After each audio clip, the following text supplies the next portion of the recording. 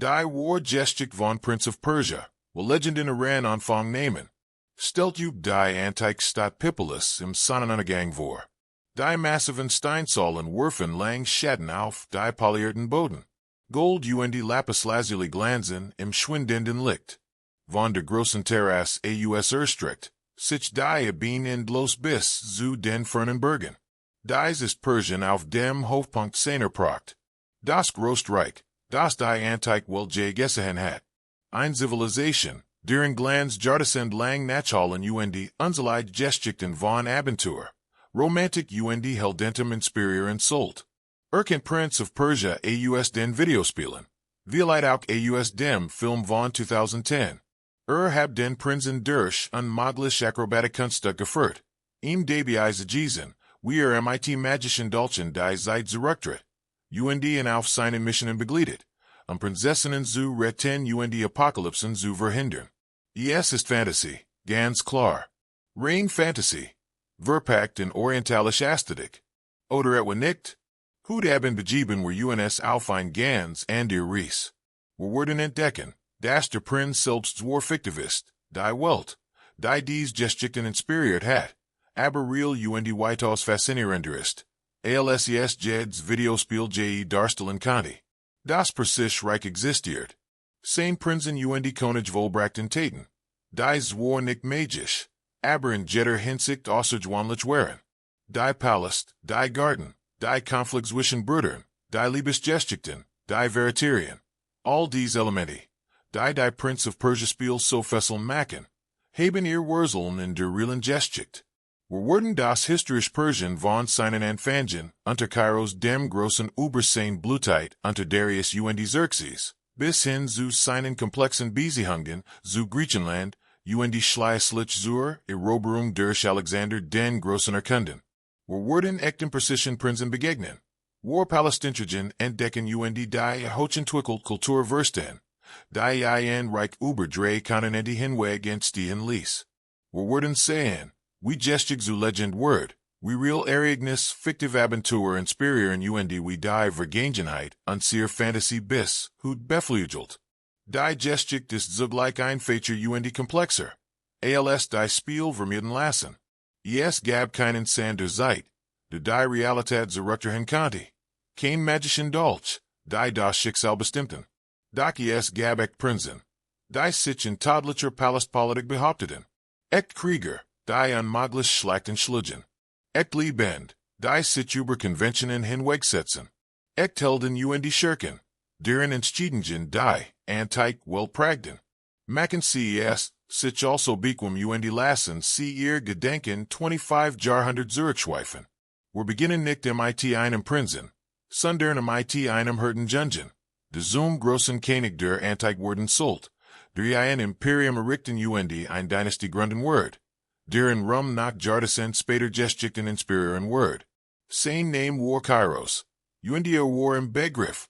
Geschichte zu verhindern. Kapitel 1. Kyros der Groß.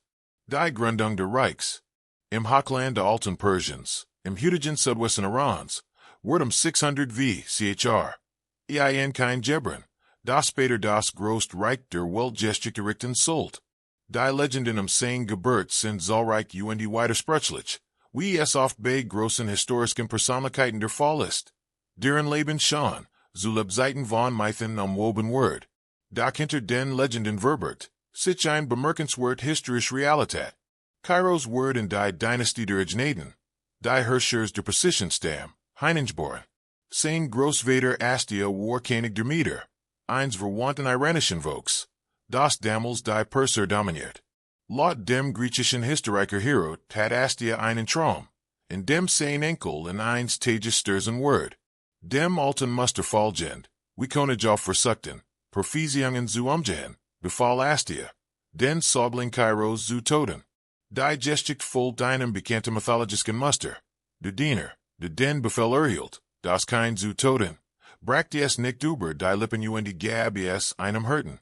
Der Junge wuchs in Vergessenheit auf. Schließlich wurden sein königlichen Wurzeln entdeckt, und die Prophezeiung erfüllt sich. Ob dies Details historisch oder legendenhaft sind, ist umstritten. Entscheidend ist, was Kyros nach seiner Machtergreifung errichtet. 559 v. Word Kyros König von Persien, das damals ein Vassalinste Demeterix war. Mehrere Jahre festigt der Seine Macht und schmiedet Bündnis. 553 v. Rebelliert dan gegen seinen Großvater Iagas. Der Krieg dauer drei Jahr und in mit der Eroberung der medischen Hauptstadt Ekbatana durch Kyros. Der medische Del, Beeindruckt von Kyros Führungsqualitäten und Vielheit, der Herrschaft, der Estage Zuberdrussig, kann Kyros als Iren Königen. Die Mess und Perser werden unter persischer Führung vereinigt. Dies Vereinigung schuf ein bedeutend Macht im alten Nahen Osten. Da Kyros war damit nicht zufrieden. Im Westen lag das Reich Königreich Lydien in Anatolien. Regiert vom berühmtreichen König Kus. Kus, besorgt über die Wachsen Persisch Macht, befragte das Orakel von Delhi, ob ihr Persien angriffen soll. Das Orakel prophesied ihm, dass im Fall eines Angriffs ein großes Reich zerstören wird. Ermutigt von fiel Kyros ein. Das Orakel sollt Recht behalten. Doch anders als Kyros erwartet hat. Das zerstört Reich war sein eigens. Nachdem die ersten Schlachten ergebnislos verlaufen waren, verfolgt Kyros bis zur leidischen Hauptstadt, Sardes und Erebert sie 547 v. Kyros geriet in Gefangenschaft. Word aber später berichten zufalls Verschant und diente Kyros als Berater. Lydiens Reichtum und sein griechischen Stadt in der Anatolisken, kus gehorten nun Persien. Kyros want sich daraufhin dem Osten zu. Feldzug in Zentralasian, und bracht verschieden Ironisch Stamm, und Stadt unter Persisch Herrschaft. Seinen großen Erfolg feiert Jedik 539 v. Als sich Babylon zawant, der alten und Machtigen Stadt, die Mesopotamien beherrscht. Babylon war Reich und Matig, Gestjets von massiven Mauern, die, wie Antike-Autoren berichten, breitgenig waren, dass sie ein Streitwagen darauf fahren kann. Babylon kontrolliert die fruchtbaren Agrarflächen, der Flusstäler von Tigris und Euphrat. Es war ein kulturelles und religiöses Zentrum, dessen Einfluss sich über den gesamten Nahen Osten erstreckt. Die Eroberung Babylons schien unmöglich. Da Kyros sich als Meister der Kriegsführung und Propaganda. Präsentiert sich nicht als Eroberer, sondern als Befreier und behauptet. Der babylonische König Nabonidus, die babylonischen Götter und Kyros, sei lediglich das Werkzeug göttlicher Gerechtigkeit. Offenbar leitet den Euphrat, der durch Babylon floss. So dass ein Truppen über das Flussbett einmarschieren konnten. Die Stadt fiel mit geringem Widerstand. Und Kyros sah triumphierend in Babylon ein. Was dan Geska, begründet Kyros rough als aufgeklärte Herrschers und nicht nur als erfolgreicher Eroberer. Anstatt Babylon zu zerstören oder seine Bevölkerung zu verfolgen. Kyros die babylonischen Götter und Traditionen und präsentiert, sich als Rechtmäßiger König von Babylon. Oswald von babylonischen Gott Marduk. Erlaubt den Verbanten, darunter den Juden. Die seit Nebuchadnezzars Eroberung Jerusalems in Babylon gefangen gehalten worden waren, in ihr Heimat zurückzukehren. Dies Politik der Toleranz war nicht bloß gut, sondern eine brillante Strategie. Indem die lokalen Gebrauch und Religionen respektiert und sich als legitimer Herrschers und nicht als Fremder Unterdrücker positioniert. Festigt Kyros seine Eroberungen und mit seine Herrschaft für die unterworfenen Völker akzeptabler. Dieser Ansatz sollt für das Persische Reich waren seiner gesamten Existenz charakteristisch werden. Der Kyros Zeilander, ein Tonartefakt aus dieser Zeit, dokumentiert Kyros Eroberung Babylons und seine Politik. Wurde als erste Erklärung der Menschenrecht bezeichnet, was jedoch wahrscheinlich übertrieben ist. Genauer gesagt handelt es sich ein politisches Dokument, das Kyros Herrschaft rechtfertigt und seine Politik beschreibt. Es artikuliert jedoch eine Regierungsphilosophie, die sich deutlich von der brutalen Eroberung und Unterdrückung unterscheidet, die viel Antikreich kennzeichnet. Kyros starb 530 v. Vermutlich im Kampf gegen Nomadenstam an der nordöstlichen Grenze Persiens. Hat ein Reich geschaffen, das sich von Anatolien bis Zentralasien, vom Kaukasus bis zum Persischen Golf erstreckt. hat Verwaltungssystem etabliert. Die Diocese reside Gebiet regieren Sultan. Hat praised dens Fall der Toleranz und de Respects vor lokalen Traditionen geschaffen. Die seinem Reich, zwei Jahrhundert lang Jubelben und Gediehen Citron Sultan. Doch für uns sehr geschick vielheit noch wichtiger. Kyros hat eine Dynastie gegründet und ein imperiales Ideal geschaffen. Made Prinz, ein Mitglied von Kyros Family, zu sein, bedeutet, die Verantwortung für Diocese gültig Reich zu erben. Bedeutet Ausbildung in Staatsführung und Kriegskunst, Schulung in den königlichen Traditionen und Vorbereitung auf die Möglichkeit, eines Tages zu herrschen. Bedeutet auch, sich in der gefahrlichen Palastpolitik zurechtzufinden, wo Brüder zu rivalen werden konnten und ein falscher Schritt den Tod bedeuten konnte. Kyros Sohn Sultan sich diesen Herausforderungen sofort stellen. Cambyses der Altir den, Thron und Glieder Ägypten in das Reich ein. Dakam starb 522 v. Chr.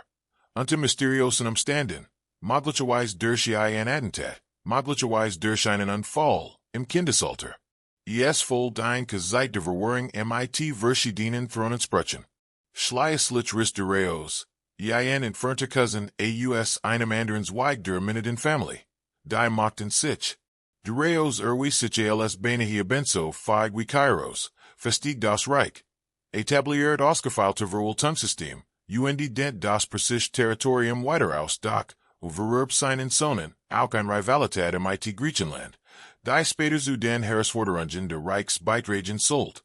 Sein Sohn Xerxes führt den berühmten Feldzug gegen Griechenland.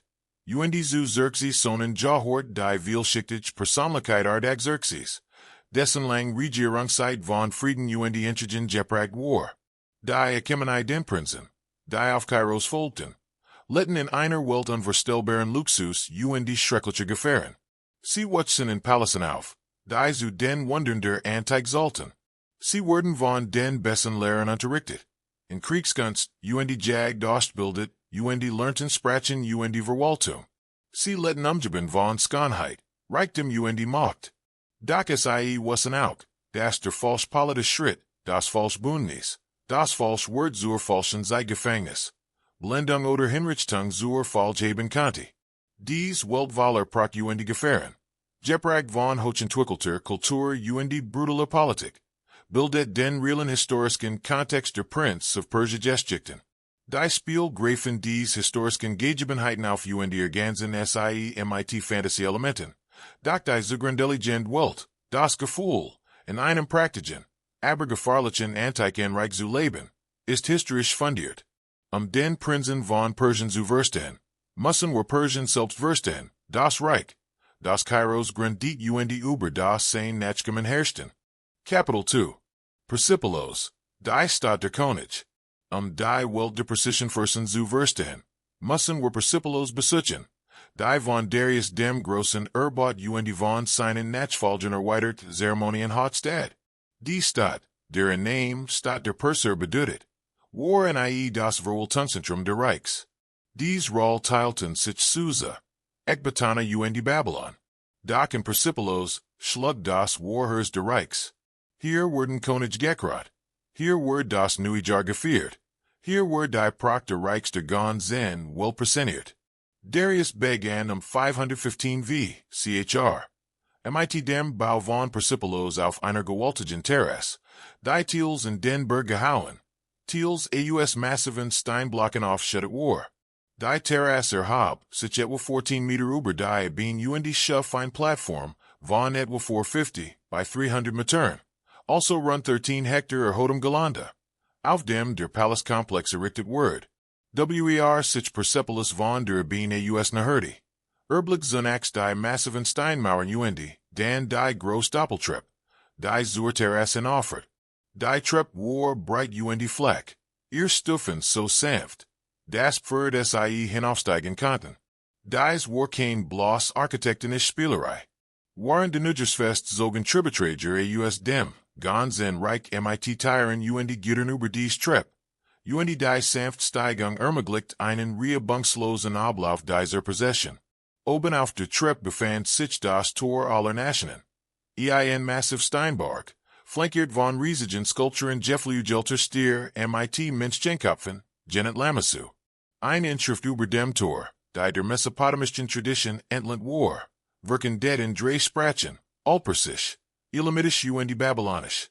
Ich bin Xerxes, der Großkönig, König der König, König der Länder mit vielen Völkern, König dieser großen Erde, White und Bright, Sohn de Darius, der Achaemeniden. Jenseits de Torres erstreckt, sich der zentrale Komplex aus Palästen und Zeremonialgebauten. Die Apadana, die von Darius Erbot und von Xerxes wollen die Audienzhall, war das Kronjuwel der Reichs. Die Hallimass und Jetterseed etwas 60 Meter. Ihr Deck word von 72 Säulen Getchigen. Die sich 20 Meter hocker hoben. Die Säulen waren schlank und elegant, mit Kapitellen. Die Kunstvoll in Form von Doppelkopfigen Stieren oder anderen Tieren geschnitzt waren. Die Wanda der Apadana, waren mit farbenfrohen Reliefs aus glacierten Ziegeln versiert. Die Soldaten der Reichs und den Nügerzug der Tributbringer Seiten. These Reliefs liefern unskatzbare historische Informationen über die Vielfalt der Reichs. Sie sind Wörter von 23 verschiedenen Nationen und Völkern. Die Geben Brakten, Babylonier mit Textilien, Araber mit Kamelen, Äthiopier mit Elfenbein und exotischen Tieren, Inder mit Gold, Zentralasiaten mit Pferde und Griechen mit Honig und Wein. These Reliefs waren nicht bloß Decoration. Sie waren politische Botschaften. Sie demonstrierten, dass der persische König ein Weltregiert, dass alle Völker seine Autorität anerkannten und dass der Reichtum der Welt ihm zufloss. Sie sagten nicht von Eroberung, sondern von freiwilliger Unterwerfung, nicht von Sklaverei, sondern von einer geordneten Hierarchie unter der wohlwollenden Herrschaft des Königs. In der Nähe befanden sich die Palast de Darius und de Xerxes, private Residenzen für die Könige und ihre Familien. Dies Gebäude waren zwar kleiner als die öffentlichen Hallen, aber dennoch prachtvoll mit bemalten Wanden, Steinsäulen und aufwendigen Versierungen. Die Palast umfassen zahlreich Raum, darunter Empfangshallen, private Gemächer, Lagerräume und Verwaltungsbüros. Die Halle mit den 100 Säulen, auch Franzelgenet, war sogar noch größer als die Apadana, und Mass etwas 70 Meter im Quadrat. Erbot von Xerxes und Vollendet von Artex Xerxes I. Diente dies Halle dem König als Audienzhall, in der Erbotschafter Empfang und die Regierungsgesellschaft führt. 100 Hohlsäulen trugen das Dach, und die Wanda waren mit Reliefs versiert, die den König auf seinem Thron sitzend. Umgeben von Adligen und Wachen Seiten. Der Palastkomplex umfasst Schatzkammern, in denen der Reichtum der Reichs aufbewahrt wird. Gold und Silber, Edelstein, fein Textilien, Seltenhalser und exotisch Güter aus, der ganzen damals bekannten Welt. Als Alexander der Groß Persepolis 330 v. Chr. Herbert, Benedikt der beruhigenden Zufalls Tausend von Maltieren und Kamelen, die Einschaften Schatze zu transportieren. Zum Palastgeland Gehorten Garten. Ein weiter Precision Innovation, die Spatier Zivilisationen beeinflussen sollt. Die Perser erfanden das, was wir Hut Paradiesgarten nennen, abgeleitet vom Allpersischen Wort Paisa, was so viel wie umfriedeter Raum bedeutet. Dies Garten zeichneten sich durch geometrischen Ordnungen, Wasserlauf, Obstbaum, Blumen und Schattenpavillons aus, sie stellten ein disches Paradies dar, einen Ort der Schönheit und Ruhe innerhalb des Palastkomplexes. Das Leben in Persepolis muss für einen Persischen Prinzen gleichermaßen wundervoll, und eingeschränkt sein. Der Prinz watches umgeben von Schönheit und Luxus auf. Die ein sehr modern Vorstellungskraft übersteigen. Trug feint Seed und Leinen, versiert mit Gold und Juwelen. Genas Kostlichkeiten aus dem ganzen Reich, trank die edelsten Wein und Word von zahlreichen Dienern bedient, deren einzig Aufgabe es war, ihm jeden Wunsch zu erfüllen. Doch dieser Luxus, ging mit einem stringent Protokoll und ständiger Überwachung einher. Das persische Hofelben war äußerst formlich und von einer komplexen Etikette geprägt, die jeder, selbst die Prinzen, befolgen musst. Die Anhörung in den König erfordert bestimmt Ritual. Auch das Sprechen in seiner Gegenwart war reglementiert. Selbst der König selbst war und Tradition religiöses Rechtgebunden soll dem Ideal de perfekten Königs entsprechen. Wie es in Persischen religiosen philosophischen Texten beschrieben wird. Persisch Prinzen erhielten ein umfassend Bildung. Sie lernten lesen schreiben in Altpersisch, einer Schrift, die Perser für ihr Sprache angepasst hatten. Sie lernten möglicherweise auch Aramäisch, die Verwaltungssprache des Reichs, vor allem später Griechisch. Sie studierten die Zoroastrische Religion, die lehrende Propheten Zarathustra über den kosmischen Kampf zwischen Gott Böse, Wahrheit Lüge. Körperlicher Touchgang war ebenso wichtig. Der griechische Historiker Herodot behauptet, Persischen Jungen sind drei Dinge Wardens, Reiten, Bogenschen die Wahrheit sagen. Das ist wahrscheinlich Fakt, trifft aber einen wichtigen Punkt. Persisch Prinzen lernten von Kindheit und die Kriegskunst werden, zu geschickten Reitern Bogenschützen. Sie jagten in königlichen Wildparks berieten sich auf den Krieg vor, indem es lohen, Bären ander gefahrlich Tier jagten. Die Königlich Jagd war nicht nur Sport, sondern auch Training politisch Symbolik. König de Alten Orient stellten sich seit langem als Meisterjäger dar, bewiesen Iran, mit ihr militarischen Fähigkeiten durch den Sieg über gefahrlich Tier. Persisch König führten dies Tradition fort, Prinzen nahmen Thiel, ihr einen für die zukünftige Herrschaft zu beweisen. Doch das Palästelben barg auch Gefahren. Brüder rivalisierten den Thron. Nach persischer Thronfalls Kanis war jeder Sohn de Königs Erben.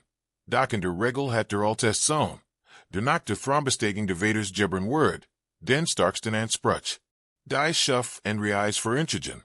Brüder intrigierten gegeneinander. Mutter ihr en Händerinnen setzten, sich für die, Ansprüchers Juligen Prinzen ein. Palastpuch Thronfallgekreisen stellten ein real Gefahr dar. Mehrere Persisch König wurden von Rivalen oder Ergeizigen Hoflingen ermordet. Prinzen, die als Bedrohung galten, konnten eingekerkert, geblendet. Was sie nach Persischem Brauch von der Herrschaft ausgeschlossen oder getötet wurden. Die Praktiken Palast von Persepolis Susa, waren auch Schauplatz tadlicher politischer Dramen, in denen ein Zeiger filtert verhängnisvoll sein konnte. Frauen in der Königsfamilie bekleideten komplex Positionen. Die Mutter des Königs, seine Frauen Tochterlettens war, in separaten Frauengemächern, waren aber nicht machtlos. Königliche Frauen konnten Eigentum besitzen. Geschaft führen Rebellichen in formellen Einfluss ausüben. Insbesondere Königinnenmutter spielten oft wichtige politische Rollen, indem die Interessen ihrer Sohn forderten als Vertrautbaritären dienten. Der Haram, wir später von aussenstehenden Genet Word, die Perser verwendeten an der Terminologie. War soll ein Verwaltungskomplex als auch ein Wohnraum. Beherbergt nicht nur die Frauen Konkubinen des Königs, sondern auch königliche Kinder, weibliche Verwalterinnen, wacken Zahlreichdiener. Es war ein Welt für sich mit eigenen Hierarchien politischen Strukturen. Dies Welt von Persepolis, praktisch gefahrlich, raffiniert brutal, bildet den Kontext, in dem die Persischen Prinzen tatsächlich letten. When wir Prince of Persia spielen, und Palastmauern entlanglaufen durch Korridors springen, bewegen wir durch Raum. Dies war in den Spielen fantastisch wirken, aber auf realen architektonischen Meisterleistungen basieren. Die Pracht ist historisch korrekt, auch wenn die Parcours-Elemente nicht ganz historisch belegt sind. Die echten Persischen Palast waren dazu bestimmt, alle zu beeindrucken. Die Macht des Königs den Ruhm des Reichs zu demonstrieren. Sie erregten Ziel. Besuchere der gesamten Antiken, Welt bestanden die Pracht von Persepolis. Die Stadt wird legendär, ein Symbol imperialer Majestät, das noch lang nach dem Untergang der Reichs selbst in Erinnerung bleiben sollte. Als Alexander der Groß Persepolis in einem symbolischer Virgiltum für die Persischen Invasion in Griechenland zerstört. Vernichtet mehr als nur gebaut. Zerstört ein Symbol der Macht, das die antike Welt 200 Jahre lang beherrscht hat. Die Ruinen von Persepolis stehen nach heute Iran. Ein UNESCO Weltkulturbe eins der beeindruckendsten archäologischen Zeugnis der Antike. Beim Wandeln zwischen den Säulen und dem Anblick der antiken Reliefs, spürt man nachher die Einstich proct kann sich vorstellen. Wie Persisch Prinzen auf Denselbenwegen wandelten. Man verstet, warm die Zivilisation seit Jahrtausenden die Fantasy beflügelt weiterhin geschickten, wie Prince of Persia inspiriert. Kapitel 3. Die Erzählung des Königs, die Aufsucht eines Prinzen. Zu verstehen, was es bedeutet, ein persischer Prinz zu sein, müssen wir untersuchen, wie dies jungen Männer für ihr mögliche Zukunft als Herrschers des Großen Reichs der Welt erziehen ausgebildet werden. Das Persische Bildungssystem, insbesondere für den Adel, war hochentwickelt Giesiel darauf ausgerichtet, Fahij und für Herverzubringen, die Resides Gebiet vielfältige Bevölkerungen regieren konnten. Der Grundstein der persischen Königlichen Erzählung wird in der Kindheit gelegt. Hero dat ein sehr wichtiges griechisch Kell, beristet, das Persisch jungen bis zum 5. Lebensjahr bei ihren Müttern anderen Frauen leden. Beaver ihr formelle Bildung begann. Dies für Zeit, festigt die familiären Bindungen die erste Enkulturation. MIT 5 Jahren begann dann die eigentliche Ausbildung eines Prinzen. Die persische Erzählungsphilosophie, zumindest der US-griechischer Sicht, betant Einfachheit Direktheit. Das berühmte Trio der Vertickten, Reiten, Bogenschen Wahrhaftigkeit, repräsentiert ein umfassendes Wörtersystem. Reiten war nicht nur Fortbewegungsmittel. Es bedeutet die Beherrschung der Natur, das Erlernen der Kontrolle des Umgangs mit einem kraftvollen Tier. Bogenschen erfordert Disziplin, Geduld Precision. Wahrhaftigkeit bildet das moralische Fundament. Die Vorstellung, dass das Wort eines edlen Manns heilig war, Lügen der Wort eines Fürsten unwürdig, war tief in der Zoroastrischen Religion der persischen Kultur verwurzelt. Der Zoroastrismus, die vorherrschende Religion der Achämenidenreichs, lehrt, dass das Universum in Wahrheit, Asha, Lüge, Diarj, unterteilt war. Der Götter Hora Mazda verkörpert Wahrheit Ordnung, waren den Gramana für Lüge Chaos stand. Ein guter Mensch insbesondere ein guter König stellten, sich auf die Seite der Wahrheit gegen die Lüge. Dies war nicht bloß abstract Philosophie, sondern soll das tatsächlich Handeln leiten. Natürlich war die Realität komplexer. Persisch König die Fürsten Logan, betrigen manipulierten, wie alle anderen politischen Führer. Doch das kulturelle Ideal Schatzsterlichkeit. Die Diocese ideal prägte das Persisch Selbstverständnis, die Maßstab, nach denen Herrschers bertelt wurden.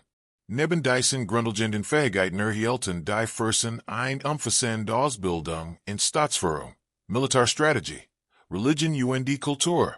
Sie lernten die Geschichte der Reichs kennen studierten die Taten von Kyros anderen großen Königen. Sie lernten Stammbaum auswendig kannten ihren Platz in der Königlichen Linie sowie ihre Verwandtschaft zu anderen Adelsfamilien. Dies historisch genealogisch Wissen war entschieden für die Legitimierung der Herrschaft die Gestaltung der Palastpolitik. Die militärische Ausbildung war intensiv fortlaufend. Prinzen erlernten Schwertkampf, Speerkampf Nahkampf. Sie übten Beritins Bogenschen, eine der effektivsten Taktiken der persischen Milites. Sie studierten Taktik Strategie, lernten von erfahrenen Generalen die Theorie Praxis, der Kriegsführung. Sie nahmen in Skeinfechten Militärübungen teil sammelten, so Erfahrung im Truppenkommando. Beaver sie Gemels in einen echten Kampf verwickelt wurden. Die Jagd, wie bereits erwähnt, war zentraler Bestandteil der militaristischen Ausbildung. Die Königlichen Jagd der Wehr waren mit gefahrlichen Tieren speziell für die Königlichen Jagden besetzt. Ein Prinz, der einem Angriffenden Lohen die Stirn beiden konnte, beweist mit militarisches Geschick. Dies Jagden waren auch gesellschaftliche Ereignis, Gelegenheiten für Prinzen, Bindungen zu Adligen, Offizieren ihren Vatern aufzubauen Beziehungen zu knüpfen, die von Bedeutung sein wurden, sollten sie eines Tages König werden. Religiös Erzählung war ebenso wichtig. Prinzen lernten die Zoroastrischen Schriften, die Gathas, Hymnen, die Zarathustra selbst geschrieben wurden, und der religiös Text kennen. Sie erfuhren vom kosmischen Kampf zwischen Gott und Böse. von Pflicht als König, Wahrheit und Gerechtigkeit zu wahren, und von den religiösen Zeremonien, die es als Herrschers durchführen müssen. Der König war soll politischer als auch religiöser für und verantwortlich, für den Erhalt des Wohlstands des Reichs und dessen Harmonie mit dem göttlichen Willen. Dies erfordert das Verständnis von Ritualen, das Wissen den Zeitpunkt und die Art der Opfergaben sowie das Verständnis der religiösen Kalenders und seiner Fest. Ein Prinz, der seine religiösen Pflichten nicht kannte nicht effektiv regieren. Die kulturelle Bildung war anspruchsvoll. Prinzen lernten Poesie, Musik und Kunstbetrachtung. Die persische Kultur schätzt dies Verfeinerungen. Ein wahrer Adliger war nicht nur ein Krieger, sondern auch jemand, der Schönheit zu schätzen wusste, philosophisch diskutieren und Vers deuten konnte. Dies bildet ein Gleichgewicht zum Militaristen, Schwerpunkt und Bracht Herrschers Erwehr. Die soll tap für Krieger als auch kultiviert zu werden. Die Sprachbildung war praxisorientiert. Wie bereits erwähnt, lernten Prinzen mehrere Sprachen, das Reich mehrsprachig war. Altpersisch Wort für formelles Zweck und königlichen Schriften verwendet. Aramäisch für die Verwaltung, die kaiserliche Bürokratie dies, Sprache für Aktenführung und Korrespondenz nutzt. Möglicherweise kam auch Griechisch zum Einsatz, insbesondere in späteren Perioden. Der Griechisch für die Diplomatie mit den westlichen Nachbarn wichtig war. Einige Prinzen studierten möglicherweise Philosophie und Mathematik und lernten von Gelehrten am persischen Hof. Die Perser waren zwar nicht für philosophische Innovationen wie die Griechen bekannt, schätzten Bildung aber sehr und unterhielten gelehrt und Bibliotheken. Ein Prinz, der mit Gastphilosophen über abstrakt Ideen diskutieren oder praktisch mathematische Probleme im Zusammenhang mit Basisen oder Besteuerung lösen konnte, war besser für eine effektive Herrschaft gerüstet. Die Ausbildung umfasst auch praktische Verwaltung. Prinzen konnten zu Provinzgouverneuren ernannt werden und sammelten, so praktische Erfahrung in der Gebietsverwaltung, der Steuerung, dem Heereskommando und der Rechtsprechung. Dieses System der Lehre erlaubte es Prinzen, Fehler zu machen und daraus zu lernen, waren des noch unter der Aufsicht ihres Vaters standen. Ein bekanntes Beispiel ist Kyros, der jüngere Sohn von Dareios II. Der Zoom Befehlshaber der Streitkraft in Anatolien ernannt Word und betrachtliche Autonomie erhielt. Dies Position verschafft ihm militärische Erfahrung, politische Verbindungen und Selbstvertrauen. Da später bei seinem seinem Bruder Xerxes II, den Thron zu entreißen, einsetzen sollte. Seine Ausbildung bereitet, in auf ein beeindruckend politisch und militarisch Verantwortung war. Auch wenn sein größter Ergie scheitert, umfasst die Erzählung persischer Prinzen auch die Beginnung mit verschiedenen Kulturen. Die Groß der Reichsführer dazu, das Prinzen ägyptischen Priestern, babylonischen Gelehrten, griechischen Philosophen, indischen Handeln und Wirtschaften Dutzender anderer Völker begegneten. Dies Begegnungen forderten Kosmopolitismus, das Verständnis für die Vielfalt der Welt und die unterschiedlichen, aber dennoch gültigen Sitten und Glaubensvorstellungen verschiedener Völker. Dies Weltoffene Bildung trug zum Verständnis der religiösen und kulturellen Toleranz Persiens bei. Anders als Reich, die Einheitlichkeit anstrebten, respektiert Persien im allgemeinen lokale Traditionen, solange die Untertanen stören sollten und die persische Autorität anerkannten. Prinzen, die in dieser Tradition erzigen wurden, verstanden, dass die Herrschaft über ein vielfältiges Reich Flexibilität und Respekt erfordert. Nicht die Auferlegung persischer Gebrauch. Doch die Erzählung beinhaltet auch die Schattenseiten der Machtverhältnis. Prinzen lernten Verrat und Loyalität kennen, wie man Intrigen erkennt und Bedrohungen besiegt. Sie erfuhren, dass Sentimentalität gefahrlich ist, dass Brüder zu Feinden werden können, und das Jubelben manchmal Skrupellosigkeit erfordert. Sie beobachten, wie ihr Vater mit Rebellionen umgingen, während bestraften und komplex politische Situationen meisterten, in denen falschen Entscheidungen Tausend von Menschenleben kosten konnten.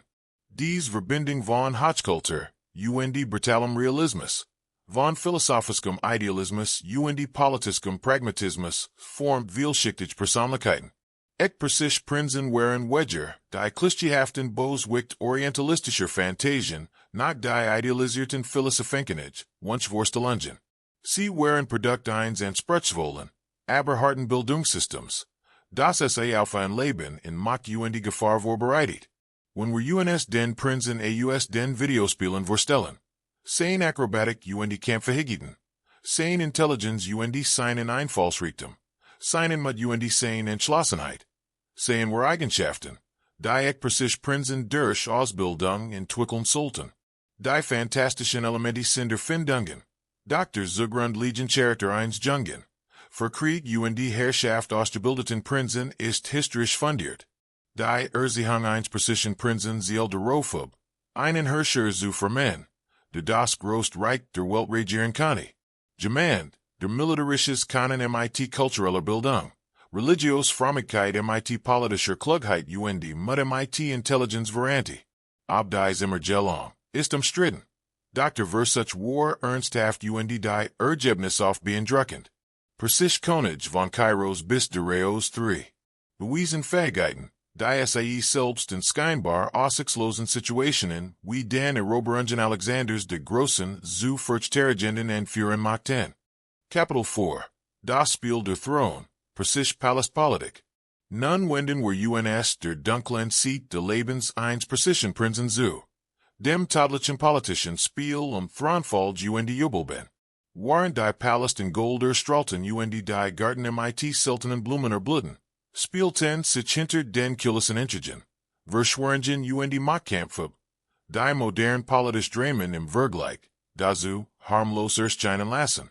Dies Welt der Palastpolitik bildet die dramatisch Grundlage vieler Handlungsstränge von Prince of Persia. Das Grundlegende Problem war die Thronfalls. Anders als in manchen Monarchien mit klaren Primogenitor Jetson. Die den Altessen Sohn als automatischen Urban bestimmten. War die Persisch Thronfalls flexibler. Jetter Sohn de Königs Kanti Potenzial den Thron Urban. Wobei in der Regel der Altesse Sohn. De Nacht der Thronbesteigung de Vaders Gebern Word. Den starksten Entsprach hat. Dieses System barg soll Chancen als outgefahren. Die Chance bestand darin, dass ein besonders feiger jüngerer Sohn einem unverheigen altern vorsehen konnte. Die Gefahr lag darin, dass dies Unklarheit Rivalität, Intrigen und die Gewalt unter den Thronkämpfenden Brüdern vordert. Starby ein König und hat keinen eindeutigen Nachfolger bestimmt oder war sein Bestimmung umstritten. Kann dies zu einem Bürgerkrieg führen. Man denke nur an die Thronfallkreis nach dem Tod von Cambyses II. Im Jahr 522 v. Chr. Cambyses Kyros Sohn war unter mysteriosen Umständen kinderlos in Ägypten gestorben. Ein Mann, der behauptet, Cambyses Bruder zu sein, riss den Thron sich. Doch will hielten in für einen Betrüger namens Götter. Darius, ein entfernter Cousin aus einem anderen Zweig der Achaemeniden. Führt ein Verschwörung an. Diesen Herrscher zu stürzen. Totäten und die Bestieg selbst den Thron. War Bard legitim oder ein Betrüger? War Darius ein Held? Der das Reich war einem Usurpator rettet. Oder selbst ein Usurpator. Der den Rechtmäßigen Könige mordit und die dies mit Propaganda rechtfertigt? Wir können es nicht mit Sicherheit sagen. Die einzigen detaillierten Bericht stammen von Darius selbst und die ihm wohlgesonnenen Quellen. Doch dies Episode seit, wie durchsichtig die Thronfall sein kann und die wie ein entschlossener Prinz oder Adliger die Macht in sich reißen konnte. Wenn die Umstand essen. Darius festigt sein Macht durch eine Kombination aus militärischer, stark und die Heiratsallianzen. Erretete Tauche, die Tochter von Kyros dem Großen, und die legitimiert sich so durch die Verbindung zum Gründer der Dynastie. In den ersten Jahren der Reichsschlag zahlreich Aufstand nieder, und die stellt damit sein militarisches Kanon unter Beweis. Schuf ein Version der Ereignis, die sein Herrschaft rechtfertigt, und die ließ sie in mehreren Sprachen in Steinmeißeln, unter anderem in Behisten, damit die Nachwelt sie lesen konnte. Doch Darius eigen Thronfall Jerwis, sich als kompliziert. Hat zahlreich Sohn von verschiedenen Frauen, was zu rivalisierenden Fraktionen innerhalb der Königsfamilie führt. Sein ältester Sohn, Artobazans, der vor Darius Thronbesteigung Gebern war, hat möglicherweise mit der Thronfall rechnen können. Doch Darius Xerxes, seinen Altessen Sohn mit Atossa. De Atossa's Königliches Blut Xerxes einen Starkeren and Sprach auf Kyros beverly. Dies Entscheidung enttäuscht Arto, besonders als sein Anhänger. Doch Darius Autoritat Reich der US. Sein Wall durchzusetzen. Xerxes bestieg nach dem Tod von Darius II. Jar 486 v. Chr. Friedlich den Thron. Doch damit war der Präsidentsfall geschaffen. Thronfallgestrietiken waren stets möglich. Die Königliche Brüder stellten potenziell Rivalen dar. Die mit Bedacht gehandhabt werden müssen. Xerxes selbst sollte nach erleben, wie sein Sohn in todliche Rivalitäten verwickelt werden. Nach seiner Ermordung Jar 465 v. Chr. bestieg sein Sohn Artaxerxes I den Thron. Sich aber einer Revolt seines Bruders Histispace gegenüber, den militarisch besiegt. Ein weiterer Bruder, Achis, war bereits im Kampf in Ägypten gefallen. Die Autorität des neuen Königs erfordert die Besiedigung von Rivalen, die seine Legitimität in Frage stellen konnten. Der Wahlbeamtest persist Thronfallgestreit, betraf Kyros den Jüngeren, seinen Bruder Artaxerxes II. Als Vater Darius II. Jar 404 v. Chr. starb, Artaxerxes als Altester Sohn den Thron. Da Kyros, der jüngere Bruder, war der Liebling seiner Mutter, Statthalter in Italiens mit beträchtlichen militaristischen Ressourcen. Kyros glot, stund der Thron zu. Oder zumindest überzeugt sich an der Divan. Stellt ein hierauf. Griechisch Soldner und marschiert 401 v. Chr.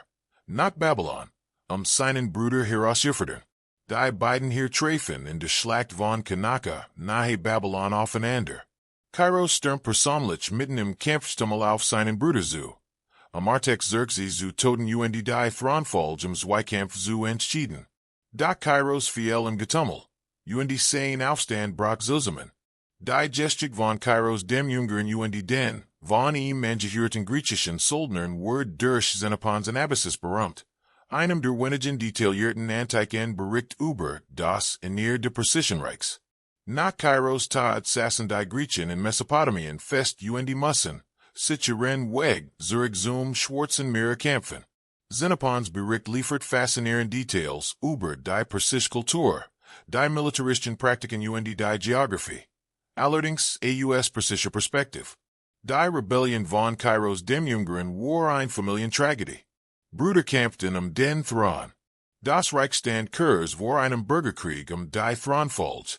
Sie verdeutlicht die Instabilität des Systems wie sich Prinzen mit militärischer Unterstützung die etabliert Ordnung herausfordern konnten. Selbst wenn die Rechtslage den älteren Brüder begünstigte. Frauen spielten in diesen Thronfolgekämpfen eine komplexe Rolle. Königliche Mutter, insbesondere die Mutter des Königs die Hauptfrauen, übten rebellischen Einfluss aus sie bildeten Fraktionen, die ihr Juligen Sohn unterstützten, mobilisierten Verbundet Hof die schmiedeten Intrigen, die Positionen ihrer Kinder zu verbessern. Die fähigsten oder ergiebigsten Frauen konnten, zu mächtigen politischen Akteuren werden. Atossa, Kyros Tochter Darius Frau, sicherte Fallgreg die Thronfolger Sohn Xerxes, obwohl dieser nicht der Altest war. Persepolis, die Mutter von Kyros dem Jüngeren, unterstützt die Rebellion ihres Lieblingsens gegen seinen älteren Bruder. Diese Frauen waren nicht passiv. Sie beteiligten sich aktiv in der Hofpolitik die nutzten alle ihnen zur verfügungsstehenden Mittel, ihr Interessen durchzusetzen. Die Eunuchs, kastriert Männer im Hofdienst, spielten ebenfalls wichtige Rollen. Der Sie kein Kinderzugen die Summit kein Dynastien gründen konnten. Galten SILS Wirtschaftswürdiger als and ihr männlich Berater. Viele Eunuchs erreichten hohe Positionen die wurden Schatzmeister. Heerescommandant oder Minister. Diocese Vertrauen bedeutet aber auch Zugang zu Geheimnissen die Möglichkeiten für Intrigen. Berichten zufolge wurden mehrere persische König unter Beteiligung von Eunuchs ermordet. Die Balisch Struktur der persischen Palast mit ihren separaten Frauengeometrien. Den aufwendigen Harams dem beschränkten Zugang zum König bot ideal Bedingungen für Intrigen. Wissen war Macht, den Zugang zum König kontrolliert, bestimmt. Welch information in erhielt Welch Ratschlich sein Entschiedengen beeinflussen. Königlich Minister, Hoffland Familienmitglieder Wittyfurten die Gunste Königs. Königlich Prinzen, die den Thron nicht erbten. Sehen einem ungewissen Schicksal entgegen. Einige werden Statthalter wichtiger Provinzen, Positionen mit echter Macht, die ihnen ein comfortables Leben ermöglichten si gleichzeitig für das Reich nützlich hielten. And ihr werden in den Rand gedrängt. Erhielten zeremoniell Ämter, werden aber von der tatsächlichen Macht ferngehalten. Wieder and ihr galten ls Bedrohung konnten eingekerkert oder getötet werden, wenn der König ein Rebellion befürchtet. Die Praxis, Königlich Rivalen zu blenden, werden mehreren Berichten erwähnt. Not preciser sit disqualifiziert ein körperlich Unvollkommenheit gemanden für die Königsword. Das Blenden eines ergeizigen Bruders oder Cousins Besiegtheit in als Bedrohung. On in tatsächlich zu toten. Erlaubt dem König. Nicht zu sehen gleichzeitig die Gefahr zu neutralisieren. Es war brutal. Aber nach demaligen Maßstäben vergleichsweise human im Vergleich zur Hinrichtung. Das ständige Bewusstsein dieser Gefahren prägte das Verhalten der Prinzen. Sie lernten, vorsichtig zu sein, nach intigen Ausschau zu halten. Netzwerk loyaler und Hänger aufzubauen niemals gemandem Vollkommen zu vertrauen. Sie lernten, Menschen Situationen zu durchschauen. Chancen Gefahren zu erkennen. Sie lernten, dass das Jubelben im Palast genauso gefahrlich sein konnte wie der Krieg auf dem Schlachtfeld. Dies welter intigen Gefahren bildet die dramatische Kulisse für viel Handlungsstrange von Prince of Persia. Die Spiel sind voller Verrat, falscher Freund, Palästintigen Ergiesiger Rivalen, die nach der Macht greifen. Obwohl die konkreten Handlungsstrange fiktiv die magischen Elemente rein Fantasy sind, war die zugrundeliegende Realität der persischen Palastpolitik genauso dramatisch wie jede Videospiel geschickt, wenn nicht sogar noch dramatischer. Die real Gefahren weitreichende Konsequenzen ging. Persisch Prinzen letten in außergewöhnlichem Luxus, aber auch in außergewöhnlicher Gefahr. Sie hatten Zugang zu Reichtum, macht Luxus, die meisten Menschen sich nicht vorstellen können. Doch es letten auch im Wissen, das Bruder Rivalen wären. Das Koordinatoren intelligent spinnen konnten das ein einziger Fälscher zu Gefängnis, Blindung oder Tod führen konnte. Sie müssen gleichzeitig Krieger, Politiker Jubelben sein. Stets wachsam, stets vorsichtig, stets auf Verrat vorbereitet. Dies Kombination proct Gefahr. Hochentwickelter Kultur, brutaler Politik, macht das Persische Reich zu einem so fruchtbaren Boden für Abenteuergeschichten. Die real geschichtlich für Dramatik Spannung, die kaum Ausschmückung benötigen. Die Herausforderung für Spiel Filme besteht nicht darin, Konflikt zu erfinden. Sie besteht darin, den violent realen Intrigen Machtkämpfen, die passenden Auswahlen weiterzuentwickeln. Kapitel 5, Persische Krieger, die Kunst des Kriegs. Nun wenden wir Martial Matters zu. Were unter suchen, wie Persische Prinzen zu Kriegern ausgebildet wurden wie das Persische Militär, ein der machtigsten Streitkräfte Antike. Tatsächlich funktioniert. Das Verständnis der persischen Kriegsführung hilft zu erkennen. Welche Elemente der Prince of Persepolis rein Fantasy sind welche überraschenderweise auf historischen Tatsachen beruhen. Das persische Militärsystem war hochentwickelt, organisiert effektiv. Obwohl sich soll vom griechischen Heeresmodell auch von späteren westlichen Militärtraditionen unterscheidet, bildeten die persischen medischen Truppen, Elitesoldaten dem Kernland der Reichs. Das Rückgrat der Armee, die Königliche Leibgarde. Die berühmteste Einheit waren die Unsterblichen, so genet, while angeblich immer genau 10.000 Mann sollten. Wenn einer starb oder die instantaglich wurde sofort ersetzt, wodurch die stark der Einheit stets erhalten blieb. Handelt sich Berufssoldaten, gut ausgebildet, gut ausgerüstet dem König true ergeben. Sie dienten soll Liebwater de Königshauses seiner Family, auch Stostruppen, in Großen Feldzugen. Die Unsterblichen, true unverwechselbare Uniformen. Die praktischen Schutz dekorativer Proc-Verbanden. Schuppenpanzer kleinen, Aufstoff oder Letter genaten Metalplatten Boden Gitten, Schutz und blieben gleichzeitig flexibel. Sie trugen Weidenschild. Die mit Letter Übersigen und mit Mittelver stark waren. Dies waren like der als Griechisch Bronzeskild, aber dennoch effektiv. Ihr Hauptwaffen waren etwa 1,80 Meter lang Speer mit Eisenspitzen und Compositebegen. Die auf groß entfernungen Praxis Schuss ermöglichten. Der Compositebegen verdient besondere Beachtung. Der Zentral für die Persische Taktik war. Diese US mehreren Schichten Holes. Horn und Senja Geffertheit Waff. Warkraftvoller als Einfake Holzbogen. Sie kann viel weiter und mit größere Workversiessen. Was Persisch Bogenschützen auf Entfernungen.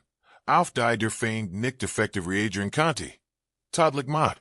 Die Perser waren Meister im berittenen Bogenschien und Erzielten vom Pferd aus verheerend Wirkung.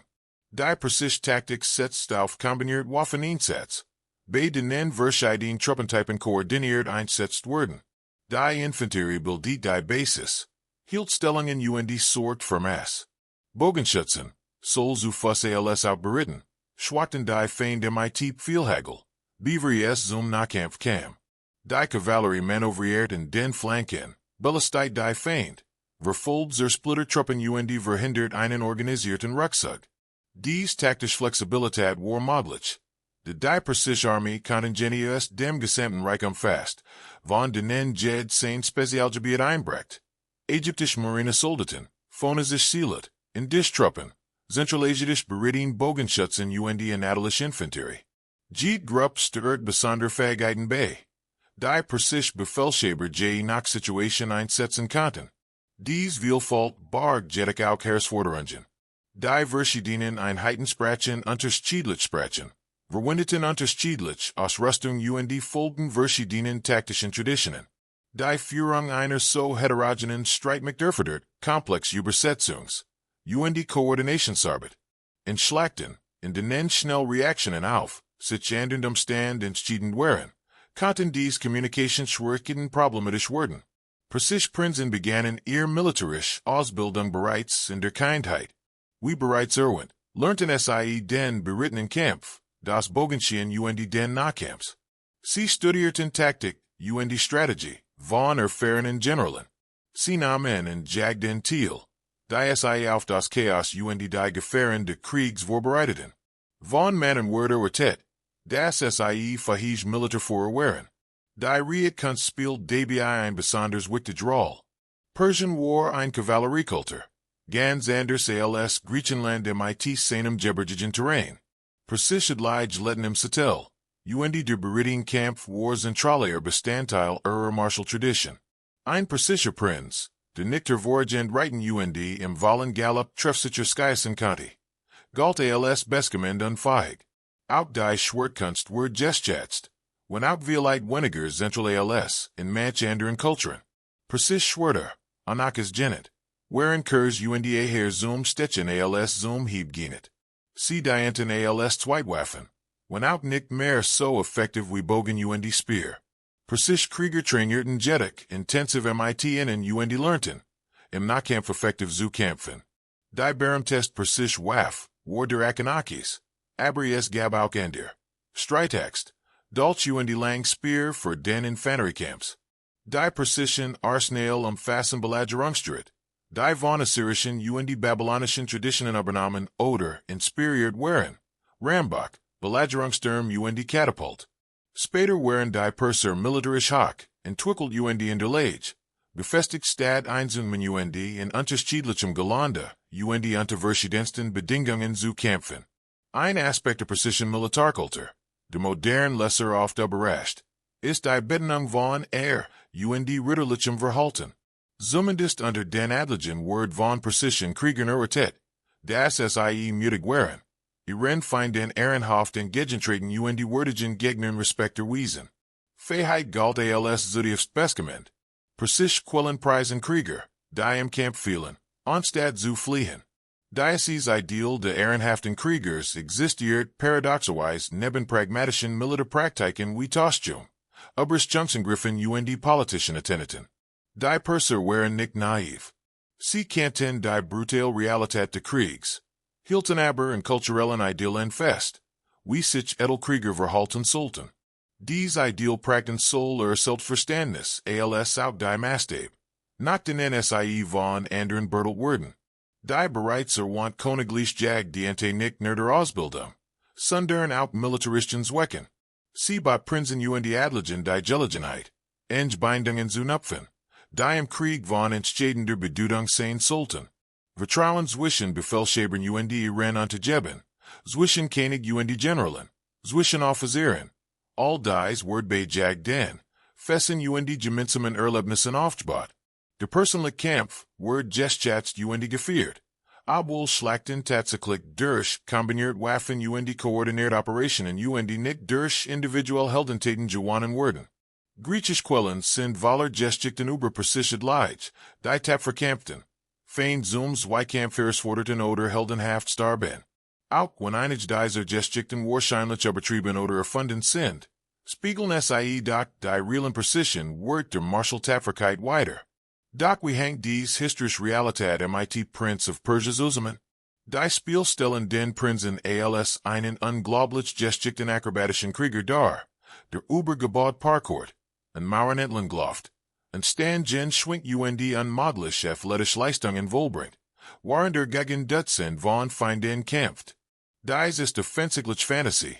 Weit übertrieben die jenseits dessen, was ein Mensch, egal wie trainiert, leisten konnte. Doch unter der Übertreibung verbirgt, sich ein Kornchen historischer Realität. Persische Krieger wurden von Kindheit und intensiv trainiert. Sie beherrschten verschiedene Waffen die Kampfstil. Sie waren außergewöhnlich Athleten, die stundenlang reiten. Felsiges gelande Erklimmen die hartest körperlich, Bedingungen erzielen konnten. Obwohl sie nicht buchstäblich und wanden entlang laufen konnten, waren sie körperlich deutlich leistungsfähiger als typisch Soldaten.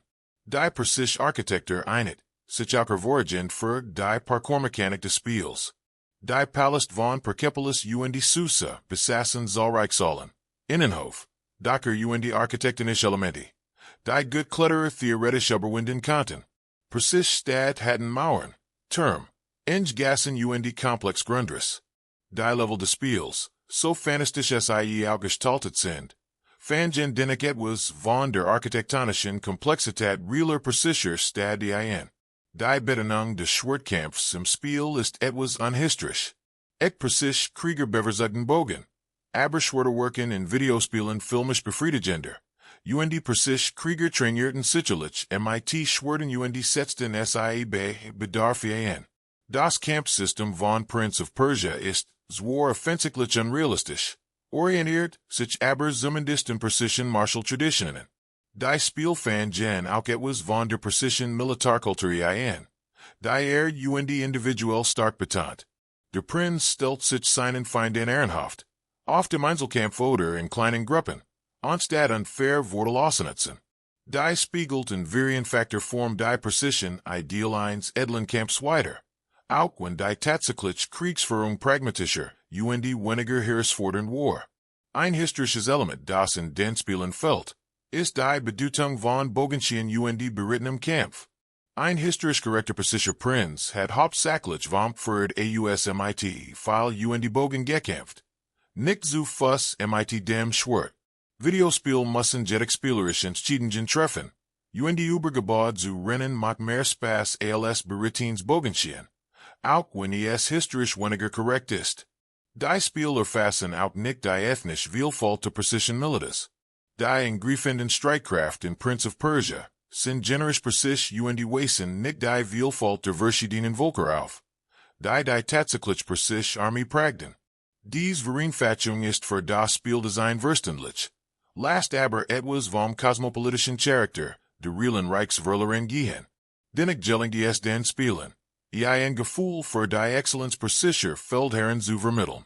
Der Prinz gehört eindeutig der Krieger leiden. Dessen Ausbildung die Fähigkeiten in weit übergewöhnlich Soldaten erheben. Dies Hierarchie, in der Königlich die Adlige Krieger tatsächlich fähiger, waren als die einfachen Truppen, entsprach der Realität. Von persischen Prinzen wurde erwartet, dass sie die besten Krieger der Reichs waren. Die oft waren es auch. Das Persisch hier zahlt zu den schlagkräftigsten Streitkräften der Antike. Erbert, und hielt das große Reich der Welt über 2 Jahrhundert lang. Es besiegt die griechischen Streitkraft wiederholt, bis die Schlachten bei den Thermopylen und Salamis Schwachen offenbarten. Selbst Alexander der Große Eroberer der Antike, sah sich ernsthaften Herausforderungen durch die Persischen Streitkraft gegenüber und seine Siege durch Genialität, statt durch bloß Überlegenheit. Das Verständnis der realen Persischen Kriegsführung hilft uns, soll die historische Realität als auch die Fantasie der Spiel zu würdigen. Persische Krieger waren verstärkend, trainiert und effektiv. Die Spiel greifen dies realen Fähigkeiten auf und übertrieben sie ins Fantastisch, wodurch ein unterhaltsames Spielerlebnis entsteht, das gleichzeitig einen Bezug zur historischen Realität bewahrt. Der Prinz ist historisch nicht korrekt, aber repräsentiert in überzeichnender Form den Typus der Leitkriegers, den Persisch Prinzen anstrebten. Kapitel 6. Die Garten des Paradieses. Persische Kultur und Schönheit. Nun wenden wir uns von Krieg und Politik ab und erkunden ein der Seed der persischen Zivilisation. Ihr hochentwickle Kultur.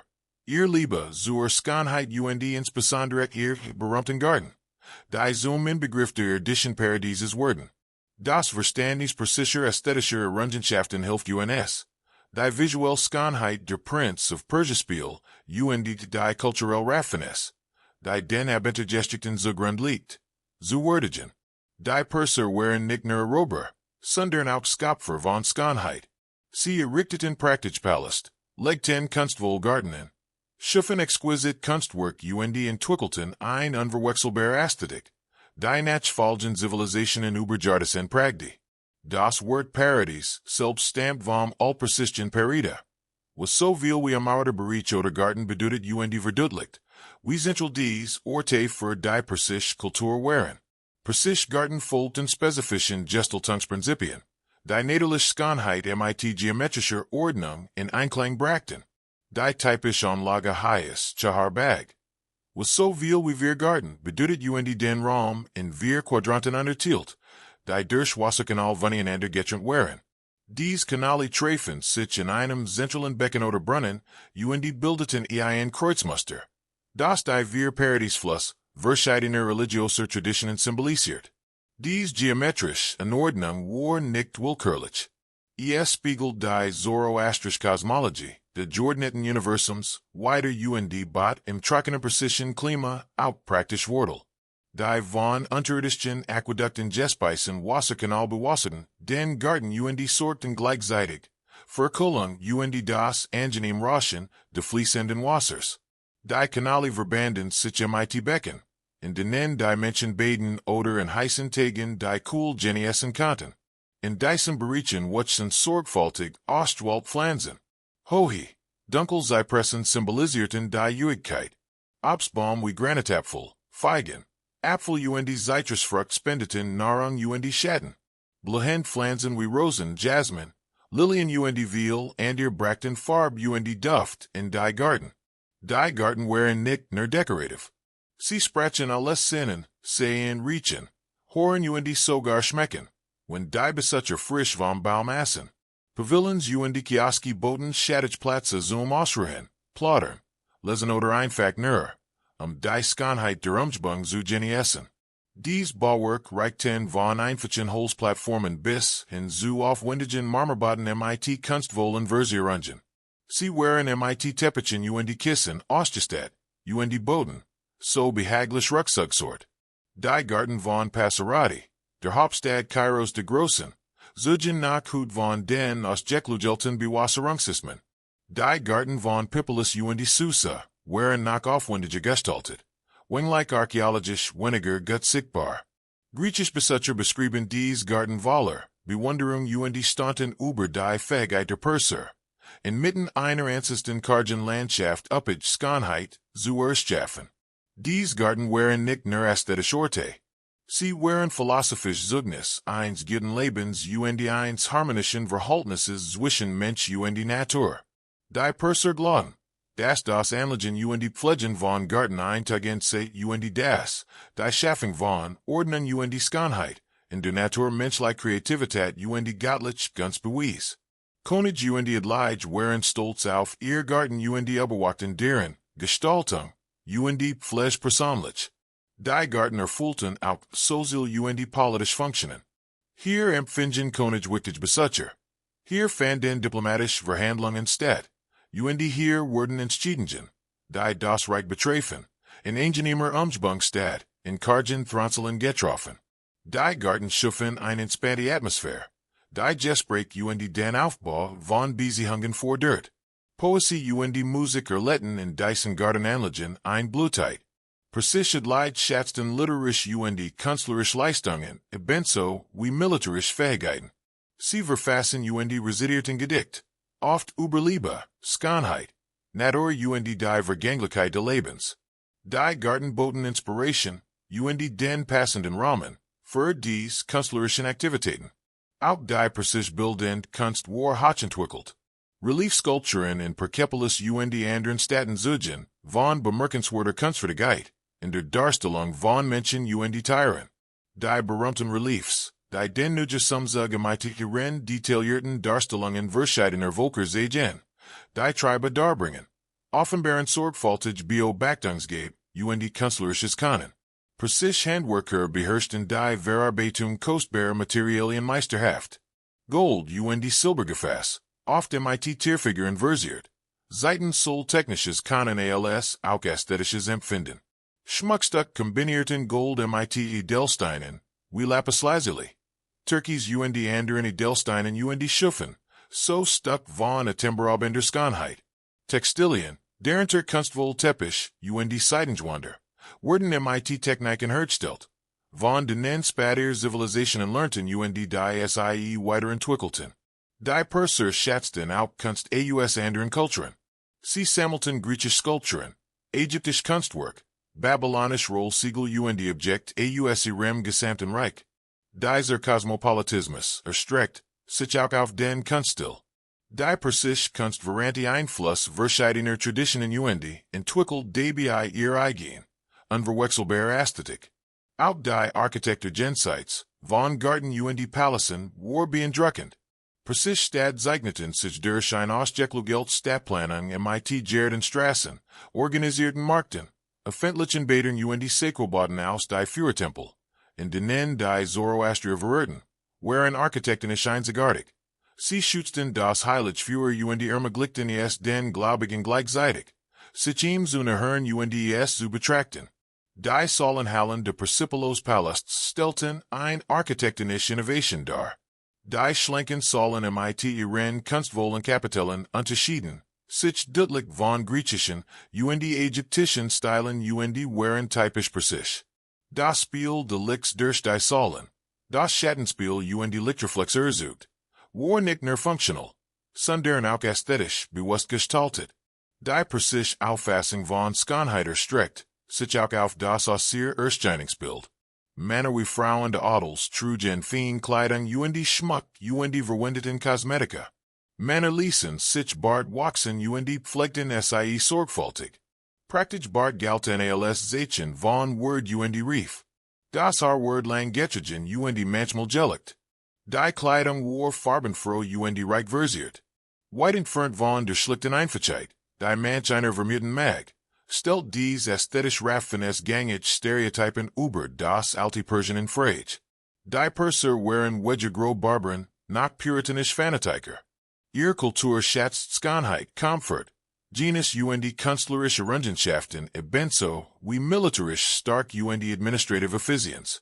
Sie genossen die sinnlichen Freuden des Lebens hielten gleichzeitig an ihren religiösen ethischen Prinzipien fest. Die Prinz of Persepolis fanden dies ästhetisch Raffinesse ein, insbesondere durch ihr Liebe zum architektonischen Detail, ihr visuelle Schönheit.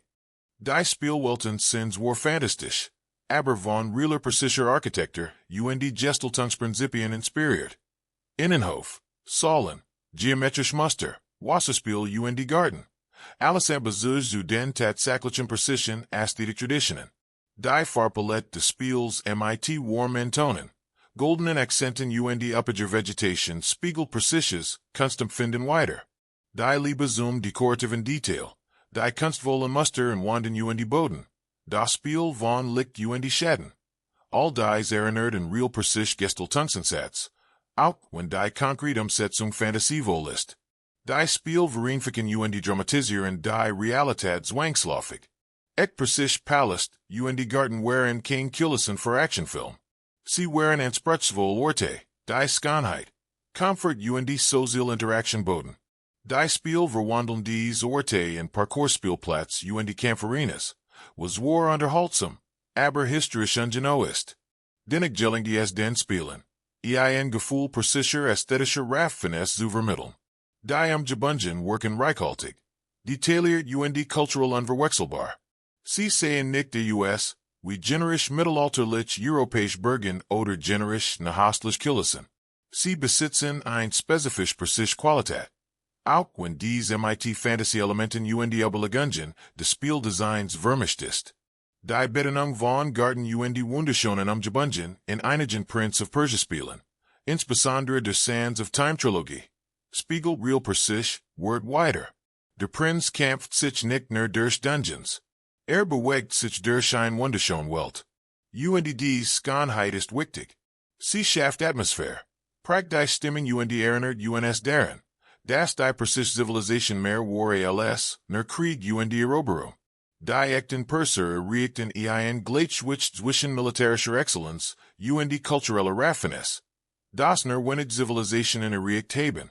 Sie konnten verheerend Armeen aufstellen und paradiesisch Garten anlegen. Sie konnten Reich erobern und Erlösen Kunst schaffen. Ihr Prinzen wurden zu Kriegern und Athleten ausgebildet. Die Schlachten schlagen und gleichzeitig Poesie schätzen konnten. Dies komplex, hochentwickelt Zivilisation mit ihrer Liebe zu Schönheit und Ordnung. Ihrer weltoffenen Toleranz und ihrer Verbindung von praktischer Effizienz und ästhetischer Raffinesse bietet einen weitaus reichhaltigeren Hintergrund für Abenteuergeschichten als simple Göttigenbos oder Zivilisation gegen Barbarei Erzählungen. Das real Persian war faszinierend.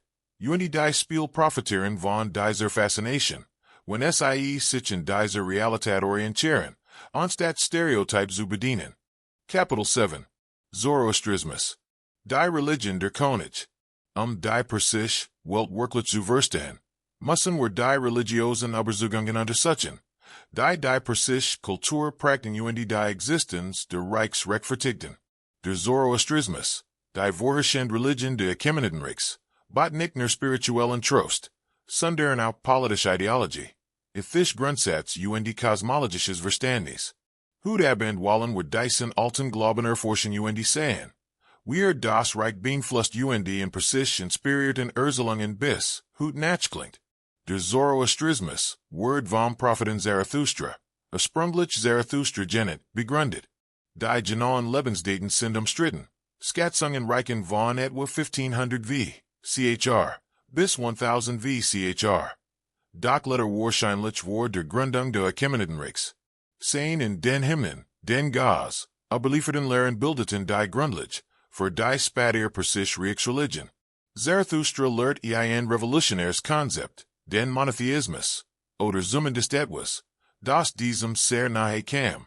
Verkendet, dass es nur einen höchsten Gott gab, Ahura Mazda, den Wesen Herrn, der Allwissend, allmächtig und vollkommen Gott sei. Ahura Mazda erschuf das Universum, und alles gut darin. Verkörpert Wahrheit, Ordnung, Licht und Leben. Doch Ahura Mazdas Gegenspieler war Angramanu. Auch ein Mann genet, der zerstörerische Geist. Angramanu repräsentiert Lüge, Chaos, Dunkelheit und Tod. War Ahura Mazda nicht ebenbürtig. War ein rebellischer Geist. Das Bose, Walt und die Gutschöpfung zu verderben und zu zerstören sucht. Doch war motiggenig. Einig Bedrohung darzustellen und einen andauernden kosmischen Kampf zwischen Gott und Bose zu entfachen. Die Menschen standen im Zentrum dieses kosmischen Konflikts. Jeder Mensch hat die Freiheit, zwischen Wahrheit und Lüge, zwischen Gott und Bose zu wählen. Dies Entscheidungen waren von immenser Bedeutung. Sie beeinflussen nicht nur den Einzelnen, sondern den gesamten kosmischen Kampf. Indem gut Gedanken, gut Wort und gut Taten walten, unterstützten die Menschen Ahura Mazda und starkten die Wahrheit. in dem sie das Bos Walten, unterstützten sie in Germanie und starkten die Luge. Dies Bedingung der individuellen moralischen Entscheidungsfreiheit war tiefgreifend. Anders als in Religionen, in denen Götter alles beherrschten und die Menschen der Spielfiguren waren, mit der Zoroastrismus die Menschen zu aktiven Teilnehmern am kosmischen Gestehen, was man deckt, sagt und die Tat, hat tatsächlich Einfluss auf das Schicksal des Universums. Dies verli dem Leben schien, und die moralische Dringlichkeit. Das aus dieser Theologie hervorgegangen System war vergleichsweise differenziert. Zoroastrier waren Einschalten, die Wahrheit zu sagen, Virtue zu erfüllen, fremden Gastfreundschaft zu erweisen, Tier, insbesondere Hund und die Rinder, die als heilig galten, zu pflegen und die rituell Reinheit zu wahren. Es war ihnen verboten zu lügen, Versprechen zu brechen, Führer oder Wasser zu verenreinigen oder guten Gestschöpfen an nötiges Leid zu zufügen. Führer war im Zoroastrismus heilig, und die repräsentiert, das Licht und die Reinheit ahura Mazdas. Zoroastrier unterhielten heilig Führer in Tempeln, die niemals ehrlichen und die sorgsam gepflegt wurden. Dies Führer waren nicht zum Verbrennen da. Sie waren simply göttlicher Gegenwart, manchmal der Licht der Wahrheit im Kampf gegen die kosmische Dunkelheit. Die Priesterschaft der Magen pflegt religiös Ritual, interpretiert die heiligen Schriften, Wahlsog abvergeben und die Beriet die Herrschers. Die Magier waren matig und die Giechtet, obwohl sie dem König untergeordnet waren. Sie trugen besondere Kleidung, hielten sich in streng Reinheitsgebot und die waren, für die Bewahrung der religiösen Wissens und die Ausbildung neuer Priester verantwortlich. Ein charakteristisch Zoroastrisch Praxis war der Umgang mit den Toten. Körper galten als unrein, die tot Materie waren, die von Engermenu verdorben wurdens war. Das Begraben oder Verbrennen von Leichen hat die heilige Erde oder das heilige Feuer verenreinet. Stattdessen wurden die Leichen in Spieseln Bauerken, den sogenannten Dogmos oder Termen der Still aufgespart, wogei das Fleisch fressen und die nur die Nochen zurückließen, die später einsammelt wurden. Dies Praxis mag aus moderner sich befremdlich erscheinen, war aber im Kontext der zoroastrischen Kosmologie sinnvoll. Sie verhindert die Verenreinigung heiliger Elemente und die für den Körper gleichzeitig auf effizient Weis der Natur zurück.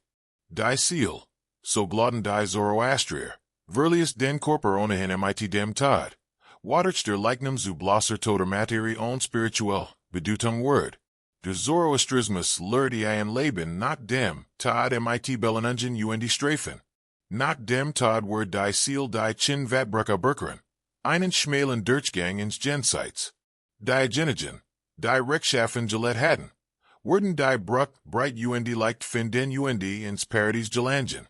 Die Genigen, die das Bos gewalt hatten, wurden die Brucken finden und in die Heiligstürzen, einen Ort der Bestrafung entsprechen die Sunden. Dort dies war nicht von Dauer. Der Zoroastrismus lehrt von einer zukünftigen Erlösung. Schleierlich word ein Erlöser namens, Cios and Erscheinen, Gebern aus dem, beworten Samen Zarathustras. Dieser Erlöser word die letztschlag gegen das Bos führen, not der die Welt ernuert, die Toten auferweckt und die alle gertet werden. Schleierlich wurden die direkten für immer in einer vollkommenen Welt leben. Die Bosen wurden vernichtet oder durch ein zeitlich begrenzt Strafe geladert wurden. Dies Eschatologie mit ihrer Bedingung des kosmischen Kampfs, der Offerstum, de Jungsten Jerix und der Weltenurum Beanflusts spater Religionen wie Judentum, Christentum und Islam. Viele Konzept, die were für biblisch halten, haben tatsächlich Zoroastrischer Sprung oder wurden waren der Precision, seit maßgeblich von der Zoroastrischen Theologie beeinflusst. Für die Precision König, bat der Zoroastrismus göttlich Legitimation. Der König galt als ahura Mazdas Walter repräsentieren auf Erden, verantwortlich für die Wahrung der Wahrheit und den Kampf gegen die Luge. Die Expansion der Reichslies sich damit rechtfertigen. Das ahura Mazdas Ordnung ins Chaos stürzt. Die Wahrheit über die Luge verbreitet und die direkt Herrschaft auf Volker Osten, denen sie fällt. Königlich in Schriften riefen regelmäßig ahura Mazdaen. Die Inschriften Darius in Behisten beginnt. Ich bin Darius, der Großkönig, König der König, König der Länder, der alle Arten von Menschen umfasst. König auf dieser großen Erde. White und bright. Sohn de Histasps, ein 8, ein Perser, Sohn eins Persers, ein Arier, von Arishers Abstammung. Bin ich durch die Neid Ahura Mazdas König? Ahura Mazda hat mir das Königreich verliehen. Dieser göttliche Auftrag war ernst gemeint, kein bloß Propaganda. Die Persischen König schienen tatsächlich zu glauben. Das sei nach dem Willen Ahura Mazdas regierten und das sie dem göttlichen Gegenüber für die Aufrechterhaltung von Gerechtigkeit und Ordnung verantwortlich waren. Dieser Glaube beeinflusste Verhalten, zumindest theoretisch, und verpflichtete sich zu gerechter Herrschaft und zur Vermeidung von Tyrannei. Die Bedeutung der Wahrheit hat politische Implikationen. Ein guter König sprach die Wahrheit und forderte sie von seinen Untertanen. Lügen galt nicht nur als gesellschaftlich verwerflich, sondern als kosmisch verwerflich. Die Ausrichtung auf ein grammanes Ideal verhindert, zwar nicht das Lügen in der Praxis, schuf aber ein Ideal, an dem König gemessen werden konnten. Auch die Toleranz des Zoroastrismus gegenüber anderen Religionen hat politische Auswirkungen. Denn Ahura Mazda war der einzige wahre Gott. Die Götter anderer Völker waren entweder niedere göttliche Wesen, Yazadas, aspekt Ahura Mazdas oder von Verstellungen an Grammanis. Ungleich dessen war die Verfolgung anderer Religionen sinnlos.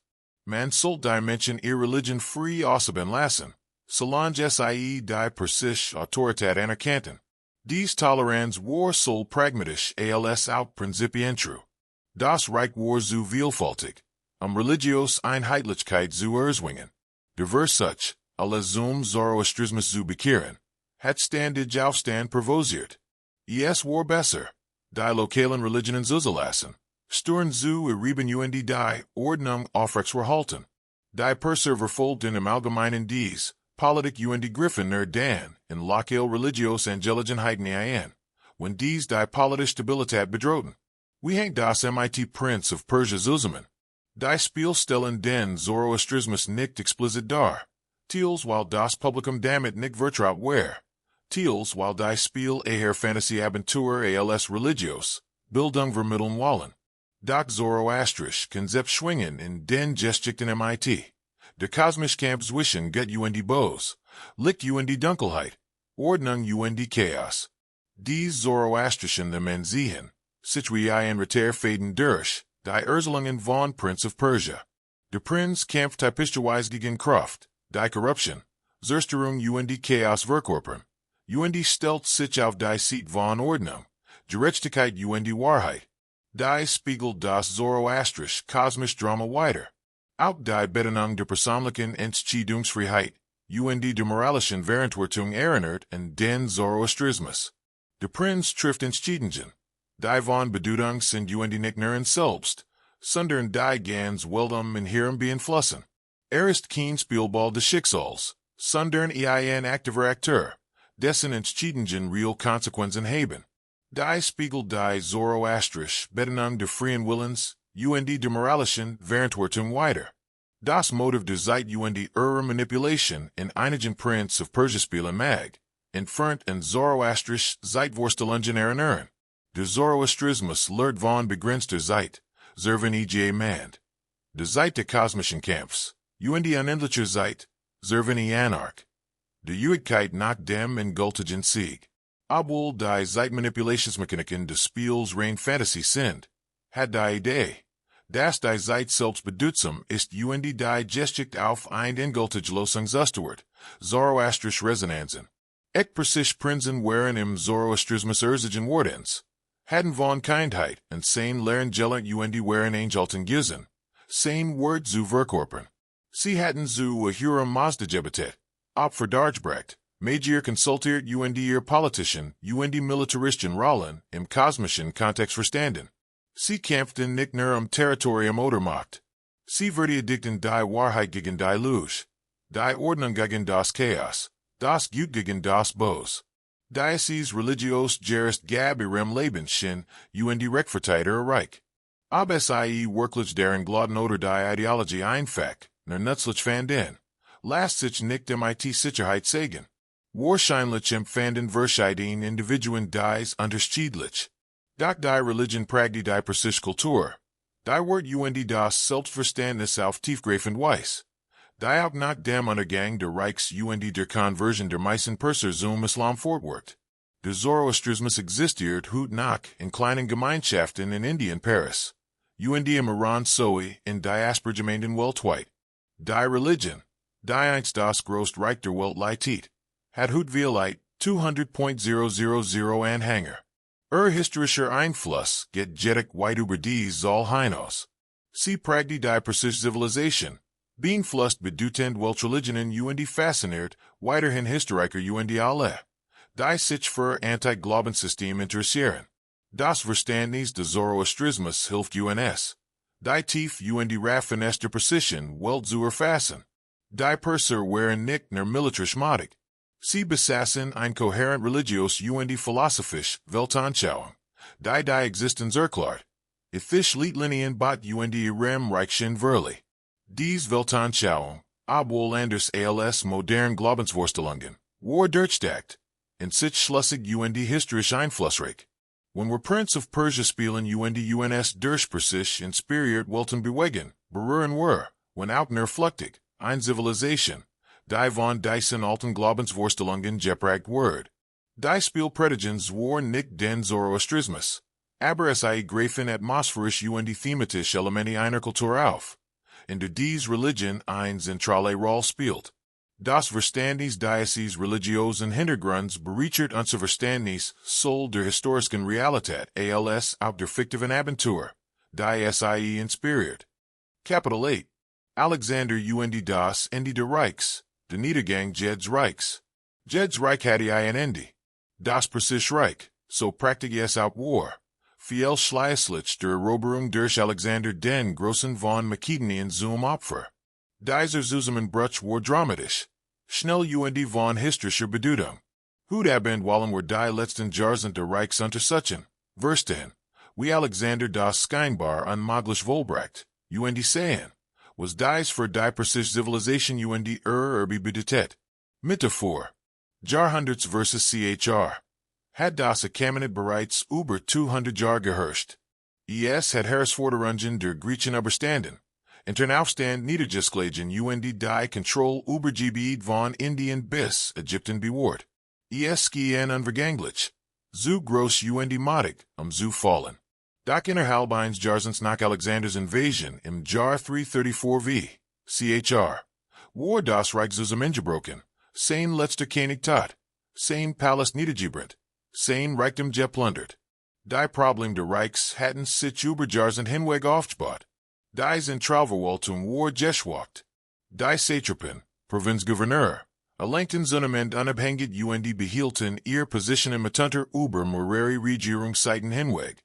So bauten sie lokale Machtbasen auf. Die zentrale Kontrolle schwachten. Die Königsfamilie litt unter falsche Streitigkeiten und Attentaten. Die ihre Autorität untergruben. Artaxerxes III, der von 358 bis 338 v. Chr. regiert, war ein effektiver, aber brutaler König. Der durch militarisch Gewalt und politisch Sauberungen einen Teil der zentralen Autorität wiederherstellt. Doch wird 338 v. Chr. von seinem eigenen Minister, dem Einsiedler Bagoas, ermordet. Bagoas setzt darauf in Artax, Xerxes Jüngsten, Sohn als Artaxerxes vor. Auf den Thron, ließen aber bald darauf ebenfalls ermorden. Schließlich Bagoas einen entfernten Cousin aus der Königsfamilie, der als Darius III. Den Thron bestieg. Darius III. war offenbar kompetent und wohlmeinend. Doch und durch Spaltungen Jeschwats, Reich und, sah sich eine beispiellosen äußeren Bedrohung gegenüber. Philipp II. von Makedonien hat sein Königreich zu einer Militärmacht ausgebaut, die Persien herausfordern konnte. Nach der Ermordung Philipps im Jahr 336 v. Chr. sein Sohn Alexander nicht nur den Thron, sondern auch die Pläne für einen Feldzug gegen Persien. Alexander war 20 Jahre alt, als den Thron bestieg. Doch war bereits ein erfahrener, Felder und Word vom Philosophen Aristoteles unterrichtet. War ehrgeizig, Brilliant und von seiner Bestimmung zutiefst überzeugt. Glaubt, von Achilles und Herakles abzustamen und durch Eroberungen Unsterblichkeit zu erlangen. Das Persische Reich sollte sein Prüfstein werden. Alexander setzt 334 v. Chr. Mit einem hier von etwa 35.000 Infanteristen und 5.000 Reitern über die Grenze nach Kleinasien. Verglichen mit den Persischen Streitkräften war dies war klein. Doch die Armee war hervorragend ausgebildet. Hochmotiviert und Word von einem taktischen Genie angeführt. Das Kernstück des Heers bildeten die makedonischen Phalanker, bewaffnet mit 5 Meter langen Piken, den sogenannten Zerissen. Sie bildeten eine Hezu unüberwindliche Mauer aus Speerspitzen. Die erste große Schlacht fand 334 v. Chr. am Granico-Stadt. Persische Satrapen, die in Anatolien beflickten, trafen auf Alexanders Heer, wurden aber teils aufgrund taktischer Fehler, teils aufgrund von Alexanders Kühnheit und der überlegenen Ausbildung seiner Armee besiegt. Dieser Sieg auf nicht Alexander den Zugang zu Westanatolien und signalisiert, dass die Mägden ein ernstzunehmender Gegner waren. Darius 3. Mobilisiert die Ressourcen des Reichs und stellt Jultages hierauf, den Invasoren entgegenzutreten. Die beiden hier trafen 333 v. Chr. BISOs in einer schmalen Kassenbein aufeinander. Die Darius daran hindert, sein Solemnizeit Überlegenheit wohl auszuspielen. Alexander führt die makedonische Kavallerie persönlich und Griff Darius, der persische König. Der die fein Narkomen sah und die Gefangenen fürchtet, floh vom Schlachtfeld. Sein Flucht versetzt sein hier in Panik und führt zum Rucksack. Watert die Schlacht zu einer Flucht word. Alexander nahm Darius Family, darunter sein Mutter, sein Frau und sein Tochter, gefangen, behandelt es aber mit word. Diocese ritterlich verhalten stand am Kontrast zu seinem Umgang mit widerstandigen Staden. Die Rucksackslos zerstört und die Propaganda zu seinem Vorteil nutzt. Alexander demonstriert damit seine Fähigkeit, soll grausam als auf barmherzig zu sein, indem Unterwerfung fordert und gleichzeitig Gerechtigkeit versprach. Nach Isis want sich Alexander nach Süden, anstatt Darius zu verfolgen. Muss die Mittelmeerküste sichern, die persische Flotte neutralisieren und die Reichtümer der Reichserobern. Beaver tief in de Landeswordungen Kanti. Belagert und erobert Tai. Ein vermeintlich unannehmbar Inselfestung, in dem mit innovativer Ingenieurskunst einen Dammwerk tiet. Der die Insel mit dem Festland verband. Erobert Ägypten, where als Befreier von der Persischen Herrschaft geführt word. In Ägypten besucht Alexander das Orakel de Ammon in der Siwa. Was ihm das Orakel verkündet, ist bis heute unklar. Doch Alexander behauptet später. Der Sohn de Zeus, zu sein und folgt seinem wachsenden Mythos, so gottlich abstamming hinzu. Aber dies Glad oder lediglich politisch nützlich fand, ist umstritten. Doch steigert sein Ansehen und Haf, sein imperialen Ambitionen zu rechtfertigen. Darius versucht Verhandlungen, und bat Alexander Reside GB und die Hand seiner Tochter zu erheben. Falls Alexander den Feldzug bin den Word. Alexander's General Parmenian soll gesagt haben. Word nehmen, where Alexander. Alexander erwidert, where Parmenian. Word ihm gleichten. Docker war nicht Parmenian. War Alexander. Und wohl das Gesamt Reich. Die Entschieden Schlacht fand 331 v. Chr. Bei Galgamela am Tigrisstadt. Darius hatte Jultages hier aufgestellt. Möglicherweise über 100.000 man stark. Darunter like Kavallerie. Infanterie dem, ganzen Reich und sogar Kriegselefanten und Streitwagen. Walt Flax Galanda. Das sein Solemnizeit Überlegenheit begünstigt und Alexander daran hindert. Die geografischen Gegebenheiten gegen die persische Übermacht auszuspielen. Die Schlacht war hart umkämpft und zeitweise brenzlig für Alexander. Doch schließlich gelang es ihm dank taktischer Brillanz und persönlicher Modernität. Die persischen Linien zu Darius Stellung zu durchbrechen. Darius floh erniet, und erniet brach sein hier zusammen. Dies Mal konnte sich Darius nicht mehr erholen. Sein glaubwürdige war zerstört. Sein Truppen zerstritten sich. Sein Reich war praktisch am Ende. Alexander erobert Babylon. Das sich weiterstandslos auf nicht. Anschließend marschiert nach Persepolis, der zeremoniellen Hauptstadt. Nachdem die Schatzkammer, die angeblich über 2 Jahrhundert Einschrift Reichtum enthielt, in Besitz genommen hat. Erlaubt oder befahl Alexander seinen Truppen, den Palastkomplex niederzubernen.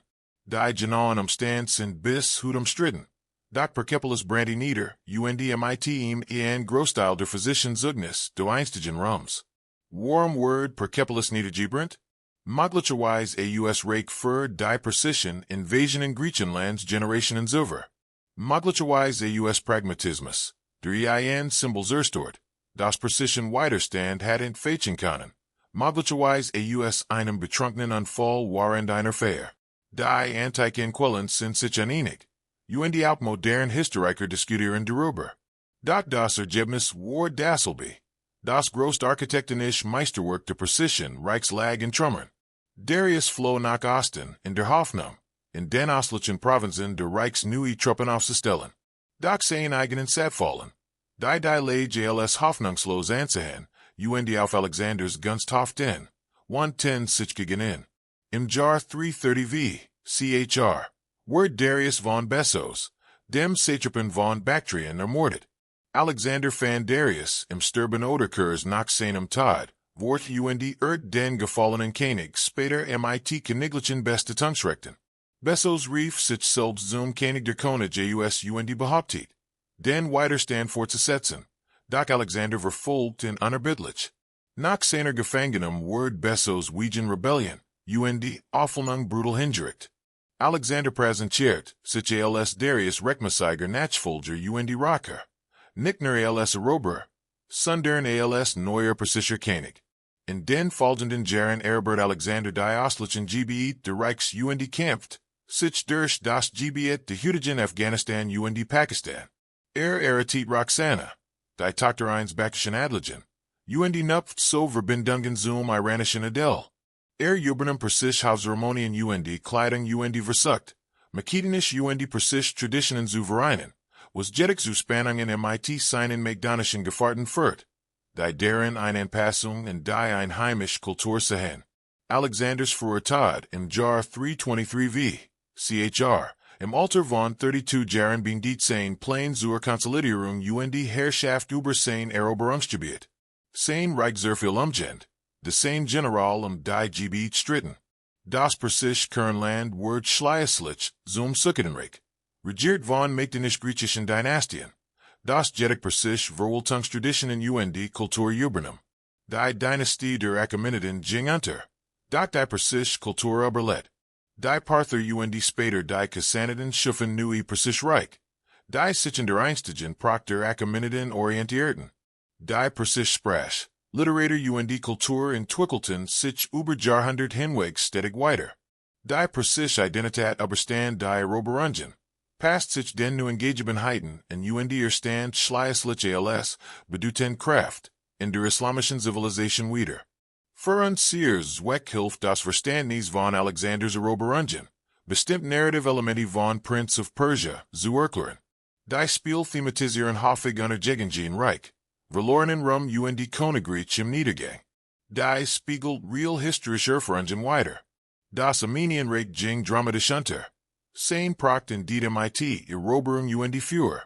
Das Motiv der fremden Eroberers, das in verschiedenen Formen in den Prince of Persia Geschichten auftaucht, erinnert an Alexanders Invasion.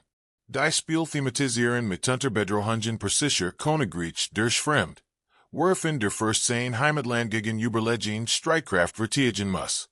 Dies kehrt die historischen Rollen Macht die Perser zu verteidigen statt zu erobern, basiert aber auf realen historischen Ereignissen. Das Thema der Bewahrung oder Wiederherstellung vergangenen Rums, das sich durch ein Spiel sieht, spiegelt die persische Kultur nach der Kriegshilfe weiter, die auf das goldene Zeitalter der Reichs als Vorbeld zurückblickt. Später nupften die persischen Königreich explizit in ihr Achaemenidischen Vorgänger und beanspruchten Kontinuität, selbst über Jahrhundert der Fremdherrschaft hinweg. Der Untergang der persischen Reichs war, weit über Persien, hinaus von historischer Bedeutung. markiert den Beginn der hellenistischen Zivilisation. Jener Verschmelzung griechischer und vorderasiatischer Kulturen, die den östlichen Mittelmeer über Jahrhundert prägen sollt. Seit, das selbst die mächtigsten Reich fallen können. Das nix von Dauer ist. Das gestic dynamisch und nicht statisch ist. Für die Perser, die dies Meiterletten, muss die Eroberung verheering usen sein. Welt, die innen Gestionen hat, brach innerhalb weniger Jahr zusammen. Stadt wurden erobert, König gettet, Palast niedergebret, Reichtum geplundert. Doch die persische Kultur sich als widerstandsfähig zu jubeln, sich anzupassen und die schließlich in veränderter Form wieder aufzubauen. Dies widerstandsfähigkeit angesichts katastrophaler Niederlagen offenbart vielleicht etwas Wesentliches über Zivilisationen selbst. Kulturen sind mehr als nur politische Strukturen oder territorial Control. Sprachen, Geschichten, Wort, Traditionen, Weltanschauungen, all das kann selbst nach dem Untergang von Imperien fortbestehen, sich in neue Umstände passen und die Eroberer benso beeinflussen, wie von innen beeinflusst werden. Das persische Reich fiel. Doch die persische Zivilisation überdauert. Dies Widerstandsfähigkeit, dies Fähigkeit, Katastrophen zu überstehen und die weiterhin zur menschlichen Kultur beizutragen, ist auf Weise benso beeindruckend wie die sprungliche Entstehung der Reichs. Es ist die ein ander Triumph, aber ein echter. Und die genau deshalb faszinieren die persische Gestik und die Kultur auch mehr als, zwei Jahrtausend nach dem Ende der Reichs nach immer und die inspirieren Geschichten wie Prince of Persia. Kapitel nun, die Tausendundeine Ritter. Persische Geschichten. Nach dem Fall der Ekmendreichs entwickelt sich die persische Kultur in der Parther, und die Zeit, waren der arabischen Eroberungen und der islamischen Ära weiter. Ein der wichtigsten Entwicklungen für unsere Geschichte war das Entstehen einer reichen Tradition persischer Literatur und der Erzählkunst, die schließlich die ganz Welt beeinflussen sollt. Hudabend wollen wir diese Erzähltradition erkunden und sehen, wie es mit dem Prince of Persia, den wir spielen und die Filmen kennen, zusammenhängt. Die berühmteste Sammlung dieser Geschichten sind die Tausendundeine Ritter, auch bekannt als Tausendundeine Nacht, eine Zusammenstellung von nahöstlichen Volksmarchen und die Geschichten, die über viele Jahrhundert gesammelt wurden. Obwohl es oft als arabisch bezeichnet wurden, schafft die Sammlung tatsächlich stark aus persischen Quellen, indischen Geschichten und die arabischen Volkstraditionen. Viele der bekanntesten Geschichten haben ihren Ursprung in der persischen Literatur oder wurden maßgeblich von persischen Erzähltraditionen beeinflusst. Die Rahmenhandlung der Tausendundeine Ritter ist selbst ein persische Geschichte. Scheherazade, eine kluge junge Frau, errettet einen König. Der Sein brought nach der Hochzeitsnacht totet, nach dem in Sein Vorhurich Frau Betchigen hat. Zu jubeln, erzählt Scheherazade dem König nach ein Geschichte. Bricht aber im Morgengrauen ab, beaver zu Ende ist. So zwingt den König, einen weiteren Tag zu gewahren, damit das in die Horen kann.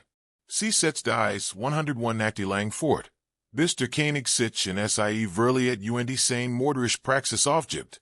Dies Ramenerzahlung unterstreicht die Macht der Geschichten Erzählens, sein Fähigkeit zu verzaubern, Herzen zu verändern und sogar Leben zu retten. Sie stellt die Erzählerin als klug und einfallsreich dar, die ihr Intelligenz statt Gewalt einsetzt, zu jubeln und schließlich zu triumphieren. Dies der Mann, Intelligenz statt Gewalt und die transformative Kraft der Geschichten Erzählens, durch sie hin die persische Literaturtradition. Innerhalb von Scheherzade's Ramenerzahlung entfalten die Tausendundeine Nacht zahlreich Geschichten, von denen sie viel wahrscheinlich schon einmal gehört haben. Selbst wenn sie die Original Sammlung nicht gelesen haben. Aladdin und die Wunderlamp, Alibaba und die Viersegrauber, die Sieben Reisen des Sinbad des Seefahrers. Dies berühmten Geschichten stammen alle aus dieser Sammlung, obwohl es erst relativ spät zu den Rittergeschichten hinzugefügt wurden. Sie entfalten gängige Motiv, die westliche Vorstellung von der orientalischen Welt geprägt haben. Fliegen Teppich, Wunderlampen Skins, Verborgen Schatze, Geheimnisvoll Zauber, Weiss Wessier, clevere Helden, die durch Klugheit statt durch stark triumphieren, Schon Prinzessinnen und exotische Abenteuer in fantastischen Versionen von Bagdad, Kairo oder anderen Städten der Nahen Ostens. Es ist wichtig zu beachten, dass die realen Persischen und arabischen Zivilisationen nur wenig Ähnlichkeit mit diesen Fantasievorstellungen aufweisen. Die Geschichten übertrieben, romantisieren und vermischen Elemente aus verschiedenen Epochen und Regionen. Sie sind unterhaltsam Fiction, kein historischen Dokumente, aber sie greifen auf real kulturelle Elemente, real architektonisch und sozial Details, sowie real historische Erinnerungen zurück und verwandeln sie in zeitlos Abenteuergeschichten. Die persische Literaturtradition reicht weit über die Rittergeschichten hinaus. Die großen persischen Dichter Fürzi, Rumi, Hafs, Omar, Khayyam und Seti schufen Werke, die nicht nur die persische Kultur, sondern die gesamte islamische Zivilisation tiefgreifend prägten. Ihr Dichtung behandelt Themen wie Liebe, Verlust, Mystik, Moral und die menschliche Existenz und bracht den zum Ausdruck. Die Überkulturen und die Jahrhundert hinweg Anklang fanden. Für das Scheim, das Buch der König, verdient besondere Beachtung. Diocese Gulte Jepos, das 1010 n. Chr entstand. Die mythisch und historisch Geschichte Persiens, von der Schöpfung bis zur arabischen Eroberung. Es umfasst legendäre Helden, epische Schlachten, moralische Dilemmata, tragische Liebesgeschichten und dynastisch Konflikt. Die sich über Jahrtausende strecken. Das Scheim bewahrt und feiert die persische kulturelle Identität in einer Zeit. Als die persische politisch mit den arabischen Kalifaten untergeordnet war. Es erinnert die Perser an ihre glorreiche Vergangenheit und schafft Kontinuität in Zeiten politischer Umbruch. Zudem etabliert es Urzelmuster und Heldenarchetypen. Die das persische Geschichten Urzeln für immer beeinflussen sollten. Ein berühmtes Geschichte handelt von Rostam, dem großen persischen Helden, und seinem Sohn Schrab. Rostam weiß nichts von seinem Sohn, und alssi sich auf dem Schlachtfeld begegnen und für gegnerische Armeen kämpfen, keiner den anderen zunächst. Es kommt zum Kampf. Rostam verwundet Schrab tödlich und entdeckt erst dann, dass seinen eigenen Sohn getötet hat. Es ist eine Tragödie der Verwechslung, des Schicksals und der Kosten des Kriegs. Mit einer emotionalen Wucht, die bis heute nachwirkt. Und ihr schon Geschichten handeln von Königen, die mit moralischen Dilemmata ringen, von Helden, die gegen Dämonen und böse Zauberer kämpfen, von Lebenden, die durch Umstand getrennt und durch Beharrlichkeit wiederverient werden, von Verrat und Reich, von Siegen und Niederlagen. Das Epos verbindet vor islamisch persische Mythologie mit Zoroastrischen religiösen Konzepten und historischen Erinnerungen und schafft so eine Erzählung, die persische Kulturidentität prägt. Dies persischen literarischen Traditionen beeinflussen direkt die Spiel und anderen Medien, die Prince of Persia hervorbrachten. De Skop für die Videospiels von 1989, Jordan Mechner. Ließ sich von den Geschichten aus Tausendundeiner Nacht und persischen Miniaturmalerien inspirieren. Wollte ein Spiel erschaffen, das die exotische Abenteuerlust und die visuelle Schönheit dieser traditionellen Quellen einfing. Das daraus entstandene Spiel handelt von einem männlichen Prinzen, der versucht, ein Prinzessin vor einem schurkischen Wieser zu retten, der die Macht in sich gerissen hat. Der Prinz muss sich durch einen Palast Waller fallen und Gefahren bewegen, wachen bekämpfen und Hindernisse überwinden. Immer im Wettlauf gegen die Zeit. Beaver die Prinzessin gezwungen wird, den Schurken zu erretten. Es ist ein klassische Abenteuergeschichte, die direkt aus der traditionellen Erzählkunst der Nahen Ostens stammt. Später Spiel der Reihe griffen weiterhin auf diese Erzähltraditionen zurück. Die Sands of Time. Trilogie präsentiert einen Prinzen, dessen Arroganz ein Katastrophe auslöst, der sein Feller wiedergutmachen muss und durch sein Abenteuer rieft und watcht. Dies Figur Arc, ein fehlerhafter Held, der lernt und sich verbessert, taucht immer wieder in traditionellen Geschichten auf. Sands of Time, führt auch explizit Erzählelemente ein. Das Spiel beginnt damit, dass der Prinz sein eigen Geschichte erzählt und sich direkt in den Spieler wendet. Stirbt man im Spiel, sagt der Prinz. Moment nein, so war es nicht. Und die Zeit wird zum letzten Speicherpunkt zurückgespielt. Diocese metafictional element. Die Geschichte Word von einer Figur innerhalb der Geschichte erzählt. Erinnert und Shara. Zitatas Rahmenzahlung und traditionell Persisch/Arabisch Erzähltechniken. Auch die Beziehung zwischen dem Prinzen und verschiedenen weiblichen Charakteren in den Spielen. Insbesondere Farah, in The Sands of Time. Voll traditionellen Erzählmustern. Held die Prinzessin entwickeln durch gemeinsame Abenteuer ein Romance. Lernen einander zu vertrauen, und verlieben sich schließlich. Dies ist typisch für eine Hostlichs Geschichten Erzählen. Die Spiel unterlaufen oder verkomplizieren dies Erwartungen war mitunter. Bewegen sich aber innerhalb einer erkennbaren Tradition. Der visuelle Stil der Spiel, insbesondere der 2D. Originals und der Sands of Time. Trilogie. Ist stark von Persischen Miniaturmalerien beeinflusst. Dies traditionellen Kunstwerk, die Abetwood dem 13. Jahrhundert entstanden, zeichnen sich durch filigrane Details, latent Farben, Flash-Perspektive und auf durch Szenen aus Geschichten wie Schaim, oder Tausendundeiner Nacht, aus Persisch Miniaturen Seiten Prinzen auf der Jagd, Krieger im Kampf, Liebenden Garten und gelehrt beim Studium, allesamt mit viel Liebe zum Detail und Kostümen, Architektur und Dicker dargestellt. Die künstlerische Gestaltung des Spiels greift dies visuellen Traditionen bewusst auf und Herrschaft gebunden und Charakter, die authentisch Persisch inspiriert wirken, selbst wenn die Details fantastisch sind. Die Spiel integrieren Persisch Architekturmotiv wie Spitzbogen, geometrische Muster, dekorative Fliesenarbeiten, Innenhof mit Brunnen und Dachterrassen. Obwohl Verenfact und für das Gameplay angepasst. Verweisen dies Elemente auf real Persisch Architekturtraditionen und schaffen eine unverwechselbare visuelle Identität. Die Prince of Persia von mittelalterlicher europäischer Fantasy abhet. Auch die Musik einiger Spiel greift auf eine hostliche Tradition in Zurich und verwendet traditionell Instrument und Musikstil, die passende Atmosphäre zu erzeugen. Obwohl es sich nicht authentisch Persisch Musik handelt. Die westlichen Spielern fremd und möglicherweise weniger zugänglich wäre. Erzeugen die Soundtracks, durch den gezielten Einsatz passender Instrument und Musikstil die richtig kulturelle Atmosphäre. Die Erzählstruktur einiger Spiel, insbesondere die Art und Weise, wie Geschichten erzählt und entfüllt werden, seit Einfluss traditioneller nahostlicher Erzähltraditionen. Geschichten in Geschichten, unzuverlässige Erzähler, verschiedene Perspektiven auf Ereignis, dramatische Ironie, beider das Publikum mehr weise als die Figuren. All dies Techniken finden sich in der traditionellen Persischen/Arabischen Literatur und spiegeln sich in der Erzählweise der Prince of Persia Spiel weiter. Dies literarischen und erzählerischen Traditionen verleihen Prince of Persia ein Gefühl exotischer Abenteuer. Das in realen kulturellen Traditionen verwurzelt ist und nicht bloß erfundener Fantasy. Die Spiel versetzen einen Prinzen nicht einfach in ein vague nahostlich Setting.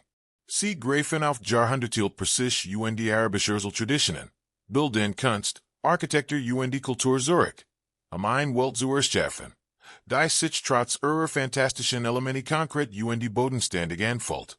Dies kulturelle Verankerung verleiht den Spielen mehr Tief und Atmosphäre, die rein Erfindung nicht erreichen konnte. Selbst Spieler, die Persisch Miniaturen oder Erzählmuster aus Tausendundeiner Nacht nicht bewusst erkennen, spüren.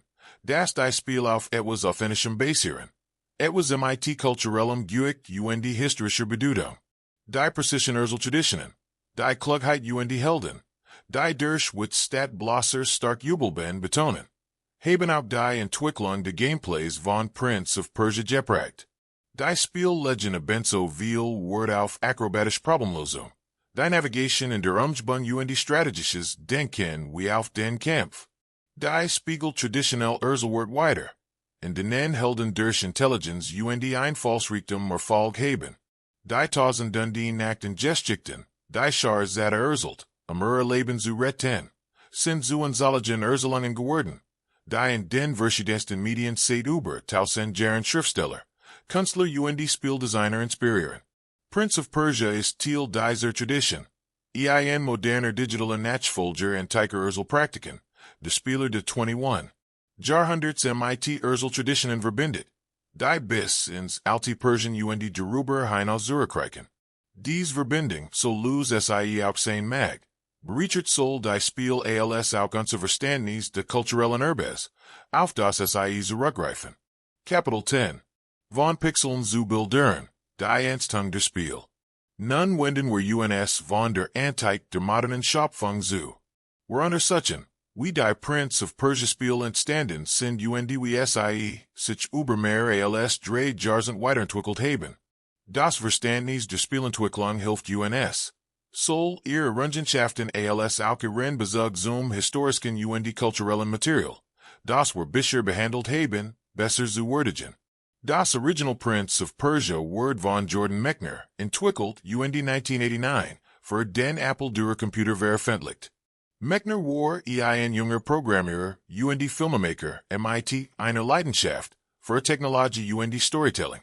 Wollte ein Spiel erschaffen, das actionreiches Gameplay MIT filmische Präsentation der Atmosphäre von Tausendundeiner Nacht verband.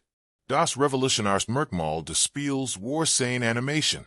Anstelle der steifen, ruckigen Bewegungen, die für früh Videospielcharakter typisch waren, bei Prince of Persia flüssig, realistisch menschliche Bewegungen. Mechner erregte durch Rotoskopie, eine Filmtechnik, bei der Animatoren Live-Action-Aufnahmen Bild für Bild nachzeichnen. Mechner filmt seinen jüngeren Bruder David bei akrobatischen Bewegungen, beim Laufen, Springen, Klettern, Schwertkampf Fallen. Anschließend wandelte dieses Filmmaterial in Pixelart Animationen für das Spiel Der Prozess war aufwendig erfordert monatelange Arbeit. Doch das Ergebnis war beispiellos. Der Prinz bewegt sich wie ein echter Mensch, MIT geübt, schwung realistischen körperlichen Grenzen. Diese Animationsqualität war die Grundlage des Spiels. Die Herausforderung bestand darin, sich durch umgebunden Wallerlucken, Stacheln, sich schleißender Tor andere Hindernis zu navigieren, was Präses Timing Präses Bewegungen erfordert. Nur dank realistischer Animationen konnten die Spieler entfernen. Timing Bewegungsmöglichkeiten genau einschätzen. Die flüssigen Animationen waren nicht nur ästhetisch, sondern auch funktional notwendig für das Spieldesign. Der visuelle Stil des Spiels erinnert, bewusst und präzise Miniaturmalerie, Illustrationen aus Tausendundeiner Nacht. Die Hintergrundseiten kunstvoll sollen. Decorative Bogen geometrisch Muster, inspiriert von islamischer Architektur. Die Farbpalette war durch Hardwarebeschränkungen begrenzt, wird aber wirkungsvoll einsetzt, Atmosphäre zu schaffen. Das Ergebnis war ein unverwechselbarer Look. Der exotisch, Welt des Spiels sofort vermittelt. Die Gestik war einfach, aber wirkungsvoll. Ein böser Wieser hat den Thron des Sultans in sich gerissen.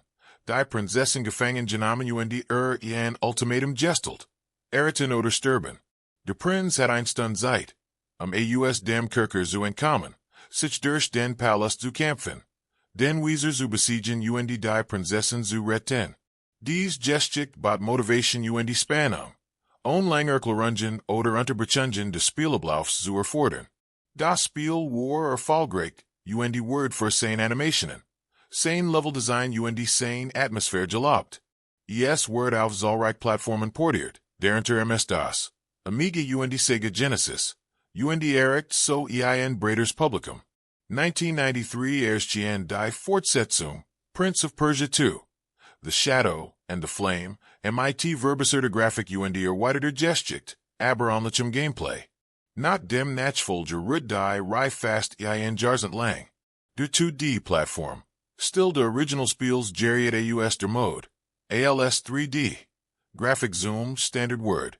Moreri versus, Ende der 1990er Anfang der 2000er Jahre 3D Prince of Persia, Spiel zu entwickeln, wurden eingestellt oder schlecht aufgenommen.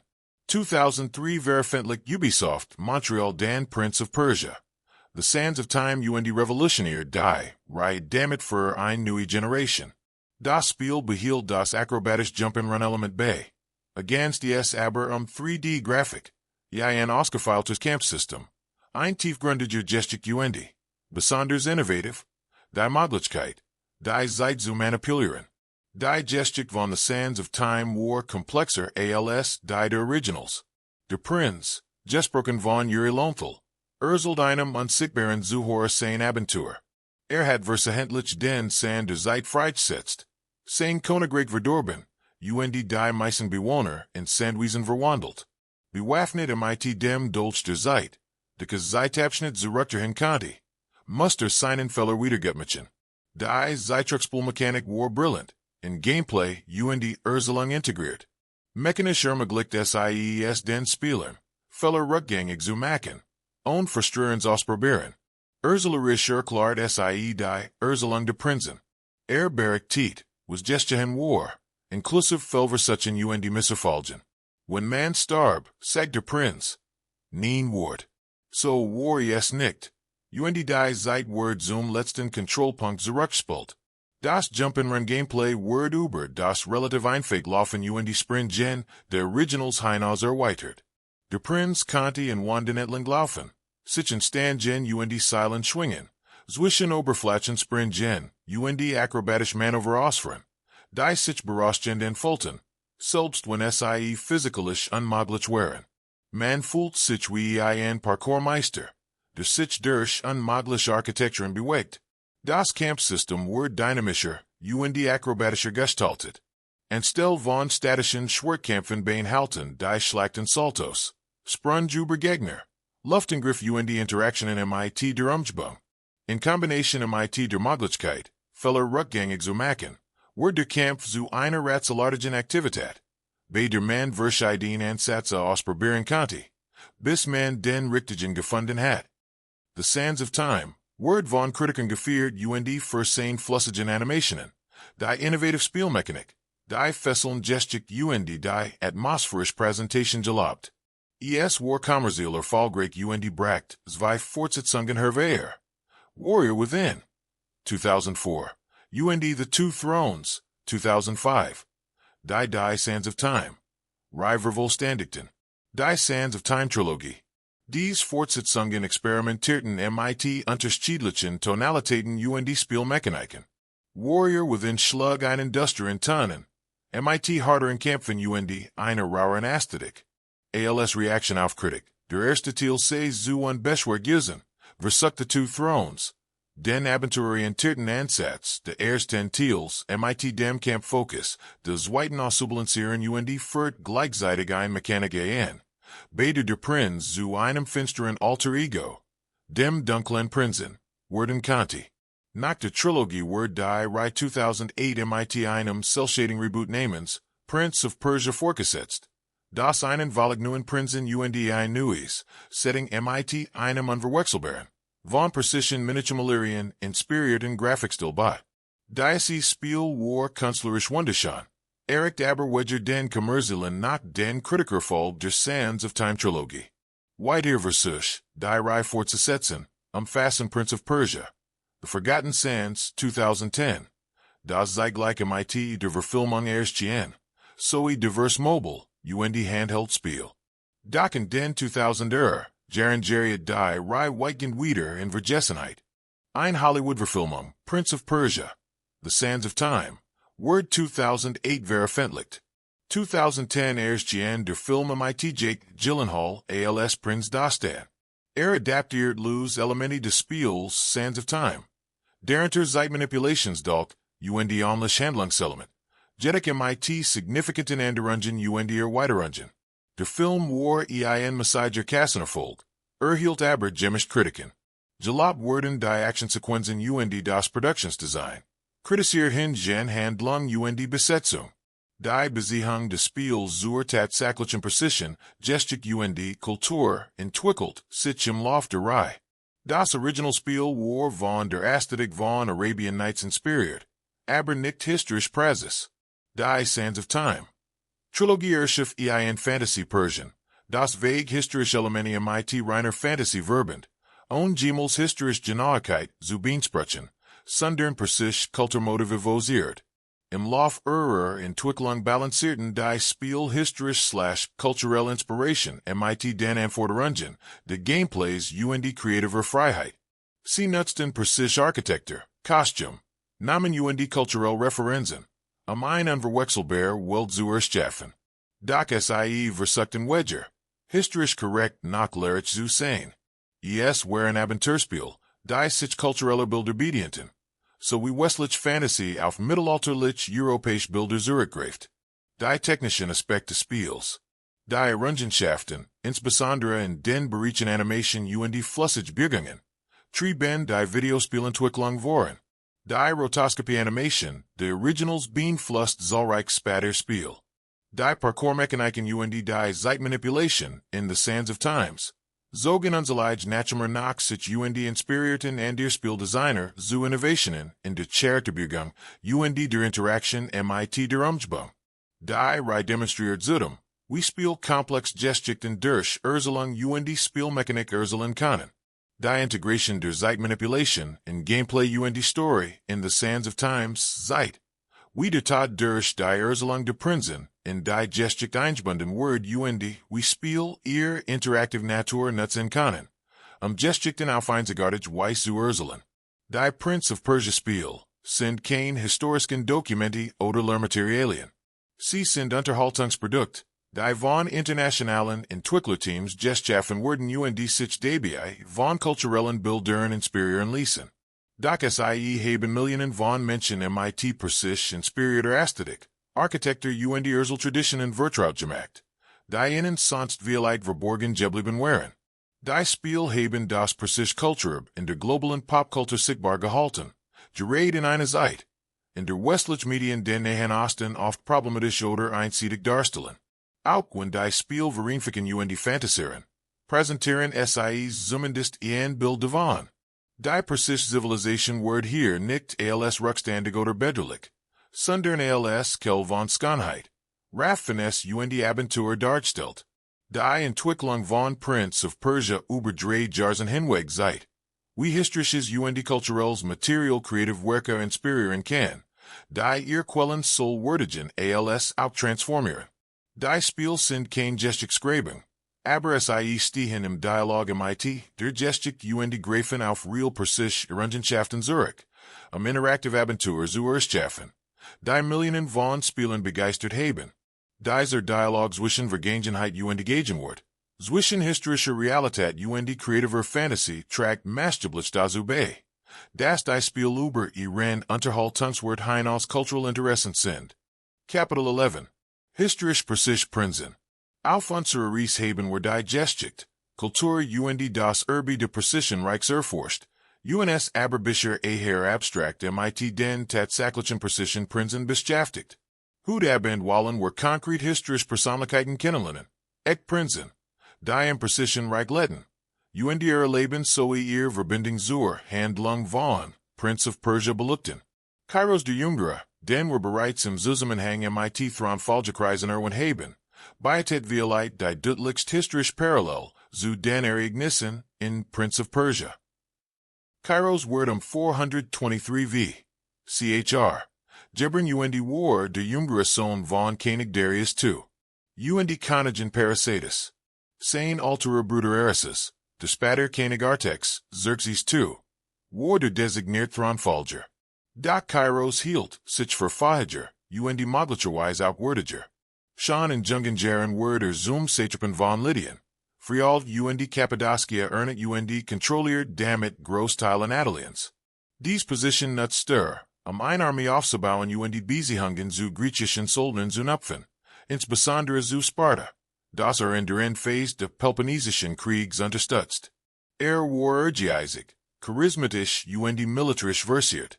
Nach dem Tod von Darius II. Im Jahr 404 v. Chr. Bestieg Xerxes den Thron. Doch Kyros schmiedet sofort Pläne für eine Rebellion, der sich selbst als rechtmäßigen Thronfolger betrachtet. Stellt ein hierauf.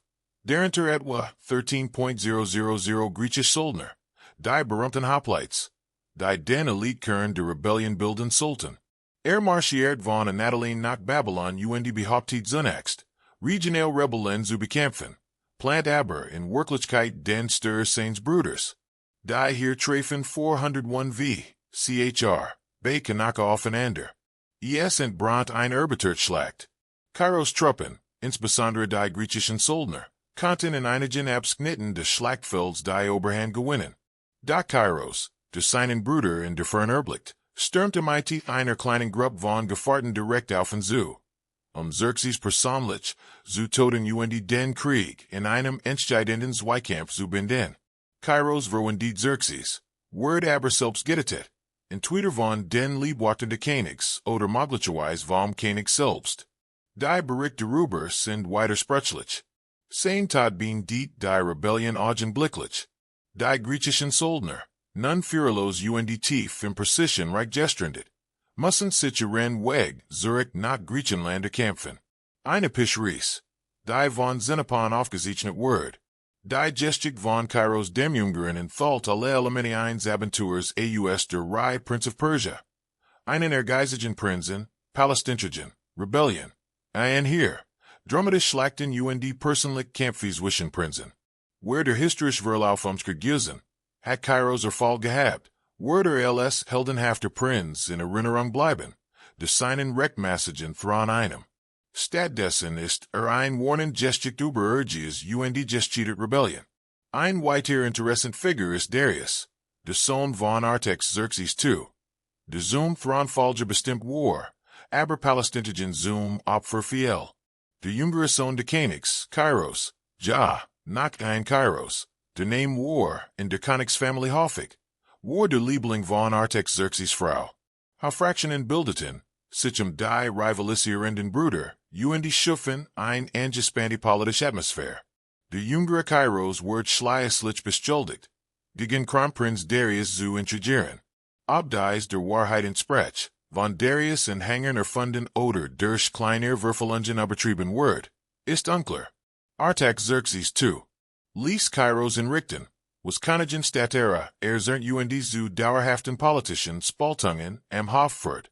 Später wird Kronprinz Darius selbst der Verschwörung gegen seinen Vater beschuldigt ebenfalls hingerichtet. Damit wird Artaxerxes II das dritte Sohn Okus zum Thronfolger. Bestiege als Artaxerxes III. Den Thron Erwies sich als brutaler, aber effektiver König. De die Zentralwald durch Sauberungen Feldzug wiederherstellt. Doch auch wird ermordet, womit sich der Kreislauf aus Gewalt Intigen fortsetzt. De die spät Akamenedensiet prägte.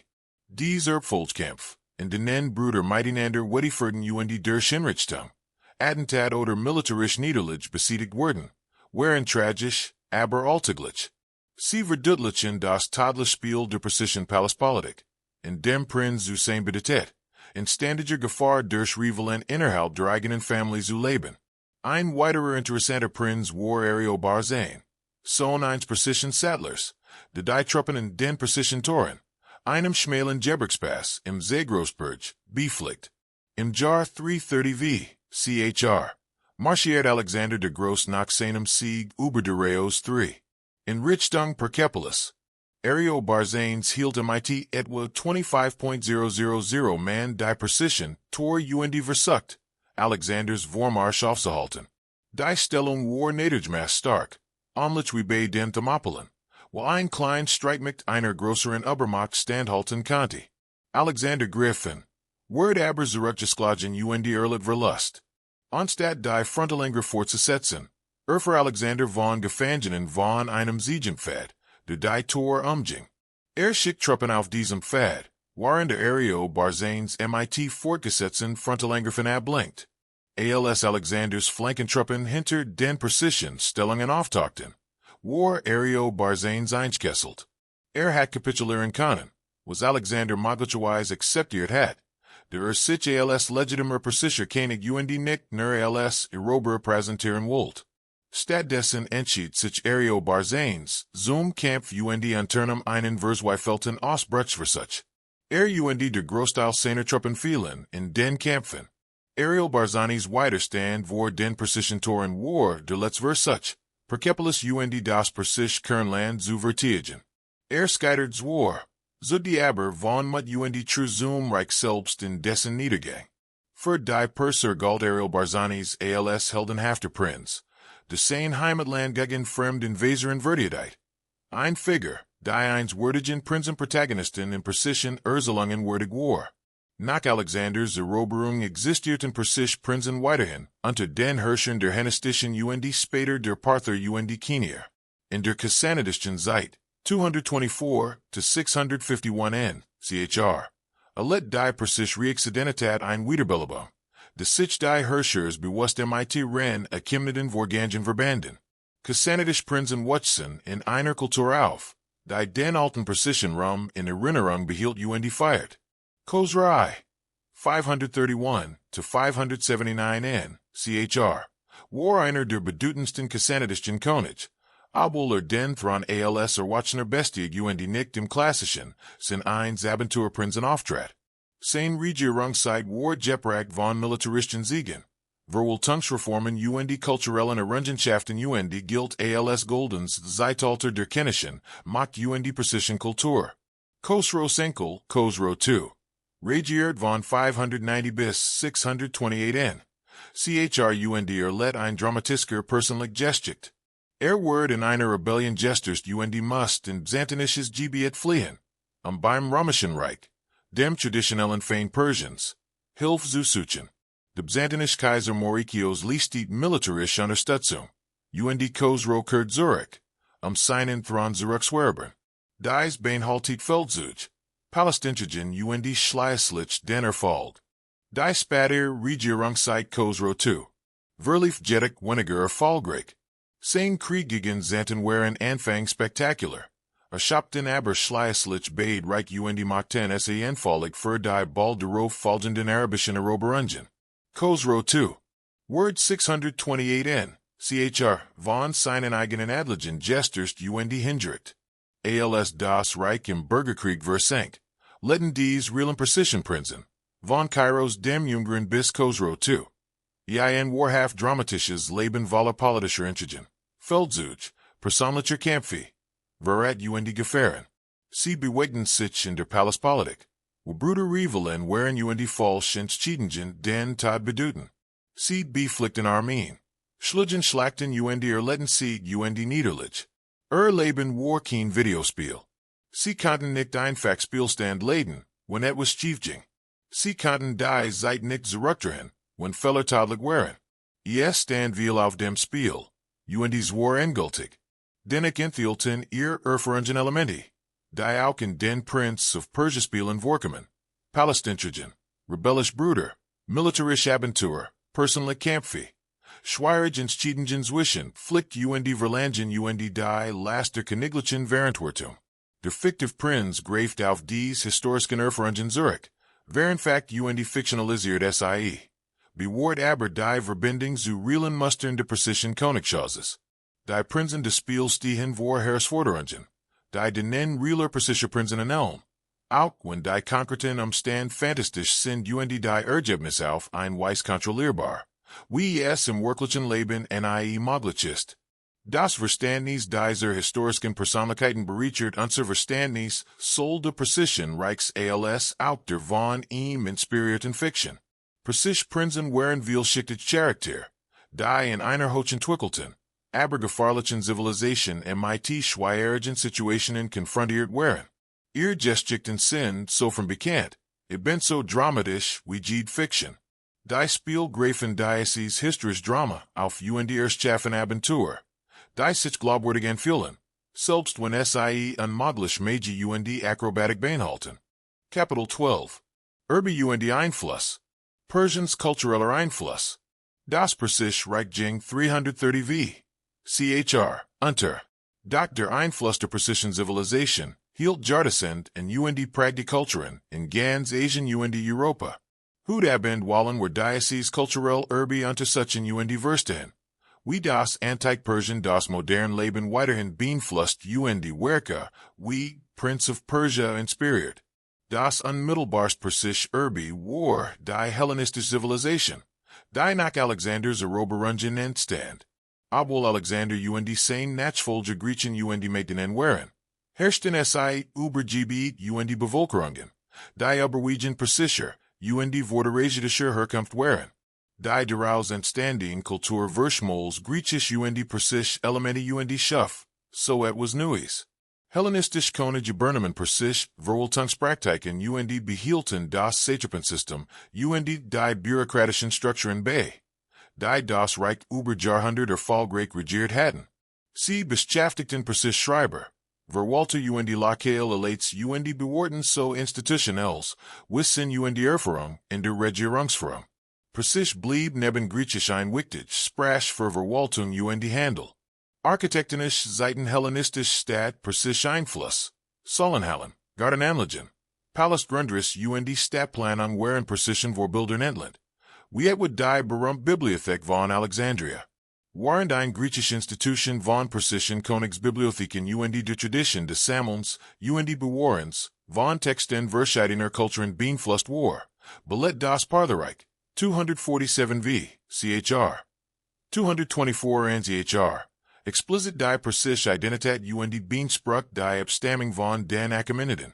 Die Parther waren eines Volk aus dem Nordosten Persiens. Das allmählich nach Westen expandiert und schließlich Großteil der ehemaligen Achaemenidenreichs beherrscht. Sie inszenierten sich als Wiederhersteller der Persischen Rums nach der griechischen Zwischenzeit. Das Sassanidenreich, 224 to 651 n. Chr. Ging in der Wiederbelebung und Verherrlichung der Persischen Kultur nach einen Schritt weiter. Kassanisch König geben neue Versionen des Game in Auftrag. Die Geschichten entdecke Persischer König und Helden beworten und ausschmückten. Sie forderten den Zoroastrismus als Staatsreligion und nupten damit, bewusst in die religiösen Traditionen der Achaemeniden. Sie errichteten Palast und Stadt im Stil der Achaemeniden. Die Sissanisch Kunst und Kultur errichten ein hohe Rief. Sissanisch Metallarbeiten, Textilien und Decorative Kunst waren in der gesamten Antiken, Welt hoch geschätzt und beeinflussen die Byzantinisch, Islamisch und sogar Chinesisch Kunsttradition. Sissanische architektonische Innovationen, insbesondere im Juld und Kuppelbau, wirkten sich Jahrhundert später auf, die Islamische Architektur aus als die arabischen Eroberungen im 7. Jahrhundert n. Chr. den Islam nach Persien brachten, verschwand die Persische Kultur nicht. Sie wandelt sich.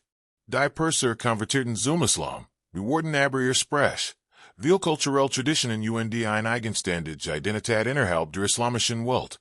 Persisch gelehrt, Dichter, Verwaltungsbink und Wissenschaftler leisteten entschieden Beitrag zur islamischen Zivilisation. Das goldene Zeitalter der Islam war mit.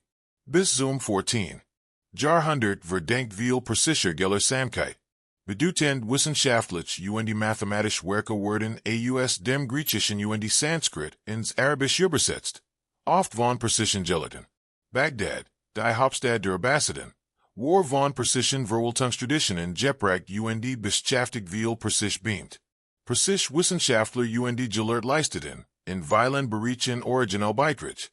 Algorithmen, Persischer Mathematiker, der in Bagdad worked, entwickelt die Algebra. Das Wort Algorithmus, leitet sich von der Latinisierung seines Namens ab. Der bereits erwähnte Dichter Omar Khayyam war ebenfalls ein brillanter Mathematiker und Astronom. Der zur Kalenderform und zu geometrischen Lösungen kubischer Gleichungen beitrug. Persisch erst wie Reis und Avicen verfassen medizinisch Text. Die Jahrhundertelang in europäischen Universitäten verwendet wurden. Ihr Werke beworten und erweiterten das griechisch-medizinisch Wissen und ergänzten es biobaktingen und Behandlungsmethoden. Die auf ihren eigenen Erfahrungen basierten. Als das mittelalterliche Europa die klassische Wissenschaft wiederentdeckt, gelangt vieles davon über persisch-arabisch Text in die Welt. Die persische Literatur beeinflusst die islamische Kultur tiefgreifend. Persisch wird neben Arabisch und Türkisch, zu einer der drei großen Literatursprachen der islamischen Welt. Die persische Dichtung im Erbettung von Mystik, Liebe, Garten, Wein und der Kurs des Lebens wird zum Vorbild für die Dichtung in der gesamten islamischen Welt. Rumi, der persische Mystiker und Dichter des 13. Jahrhunderts, zählt zu den meistverkauften Dichtern in den Vereinigten Staaten. Sein Werke wurden in Dutzend von Sprachen übersetzt. Sein Gedicht über die Liebe, soll die menschliche als auch die göttliche, über die Reich der Seele zur Vereinigung mit dem göttlichen Geliebten, finden überkulturell und religiös Grenzen hinweg Anklang. Persisch Architektur und Kunsteinfluss reichten weit über Persisch Gebiet hinaus. Das Taj Mahal in Indien, vielleicht das schönste Gebäude der Welt, Word von Persischen Architekten entworfen und Spiegel Persisch Garten, und Architekturtraditionen weiter. Die berühmten blau gekachelten Maschinen, von Isaac und anderen Persischen, Staden beeinflussen, die islamische Architektur von Spanien bis Indien. Die Persische Teppichweberei entwickelt, sich zu einer weltweit anerkannten Kunstform. Persische Teppich mit ihren kunstvollen geometrischen und floralen Mustern, ihren leuchtenden Farben und ihrer herausragenden Handwerkskunst, waren begehrt Luxusgüter, die über Kontinente gehandelt wurden. Die Kunst des Teppichnupfens verbreitet, sich von Persien in die Türkei, nach Zentralasien und Indien. Die Persische Designs blieben der Maßstab für Exzellenz. Die politischen und administrativen Innovationen der Persischen Reichs beeinflussen nach folgenden Staaten. Das Konzept eines Weltreichs, regiert durch regionale Satrapen, die lokale Autonomie bewahren, aber gleichzeitig die zentrale Autorität anerkannten, war einflussreich. Die Verwendung standardisierter Münzen, Straßen und Postsystem, für die Reichsverwaltung schuf Präzedenzfall, die später Reich studierten und teilweise kopierten. Persisch religios Konzept beeinflussen die großen Weltreligionen. Der Zoroastrismus mit seinem Fokus auf den kosmischen Kampf zwischen Gott und Böse, seine Vorstellungen von Himmel und Hölle, Offerstung und Jungsgericht prägten das Judentum waren die babylonischen Exils und später Christentum und Islam. Viele Konzept, die were als Grundlegend für das westliche religios Denken betrachten, haben persischer Sprung oder wurden maßgeblich von der persischen Theologie geprägt. Auch wenn dies unter Gelehrten umstritten ist. Das Wort Paradies selbst wie bereits erwähnt, aus dem Persischen und bedeutet ursprünglich einen unerwarteten Garten. Dies verdeutlicht, wie tiefgreifend die persische Kultur selbst westlich Sprachen und Konzept beeinflusst hat. Weitere Wörter persischen Ursprungs im Englischen sind beispielsweise Basar, Caraway, Zitron, Orange, Spinet, Jasmine, Azerblow, Charlacrot, Schachmat und Viel Andir. Auch gut nach Pflegter Iran, der persische Name für das Land, der Land der Arier bedeutet, die Verbindung zum Altpersischen Erbe, der Shahid Term in Thran, der 1971 zum 2500 Jargon Jubiläum der Persischen Reichs errichtet Word, greif bewusste sanitische Architekturstil auf. Die moderne ironische Kultur führt Navru, das Persische Neujahr, einen vorislamischen Feiertag, der alte persische Traditionen fortführt. Das Erbe der Persischen Reichs umfasst soll positive als auch problematische Aspekt. Positive Seite es, das verschiedene Völker innerhalb einer einzigen politischen Struktur koexistieren konnten. Sofern lokale Autonomie und kulturelle Traditionen respektiert wurden. Es beweist, dass sie ein Reich relativ tolerant und nicht brutal unterdrücken sein konnte. Es schuf Institutionen und Praktiken, die nach folgenden Zivilisationen beeinflussen. Problematisch war jedoch, dass das Reich dennoch an durch Eroberung errichtet und mit Gewalt aufrechterhaltens Reich war. Die unterworfenen Völker wollten die persische Herrschaft nicht. Sie wurden durch militarisch Macht aufgezwungen. Die Toleranz, so real sie auch war eher pragmatisch als Prinzipien geledet. Sie diente der Stabilität der Reichs, und wie jeder Antik Staat führt auch das Reich Krieg. Unterdrückt Aufstand und politisch Gewalt aus für Unsier, Zweck hilft das Verständnis der persischen Erbes zu erklären. Warum die persische Kultur bis, hut kreativ und inspirierend wirkt. Die Perser schufen ein hochentwickelt Zivilisation, die Kulturen miteinander verband. Schönheit und Bildung schätzt, fesseln Geschichten erzählt und großartig Bauwerk errichtet. Dies kulturelle Errungenschaft überdauert die politische Geschichte, der Reichs und bleibt relevant und inspirierend, selbst wenn konkret politische Details in Vergessenheit geraten sind. Prince of Persia greift auf Diocese Erbe Zurich und nutzt persische Kultur als Kuliss für Geschichten. Die Spiel profitieren von jahrtausenden kultureller Entwicklung, von immer wieder erzählten Geschichten, von über Jahrhundert verfinerten architektonischen und künstlerischen Traditionen und von einer Zivilisation. Die Schönheit und Macht Variante, bewusst oder unbewusst, die Spieltragen zur Weitergabe der kulturellen Gedächtnisses bei. Spieler, die Prince of Persia genießen, konnten neugierig auf die tatsächlich persische Geschichte werden. Das Ekeminiden Erforschen oder mehr über die persischen Beiträge zur menschlichen Zivilisation erfahren. Die Spielkannen, so fiktiv sie auch sein mogen.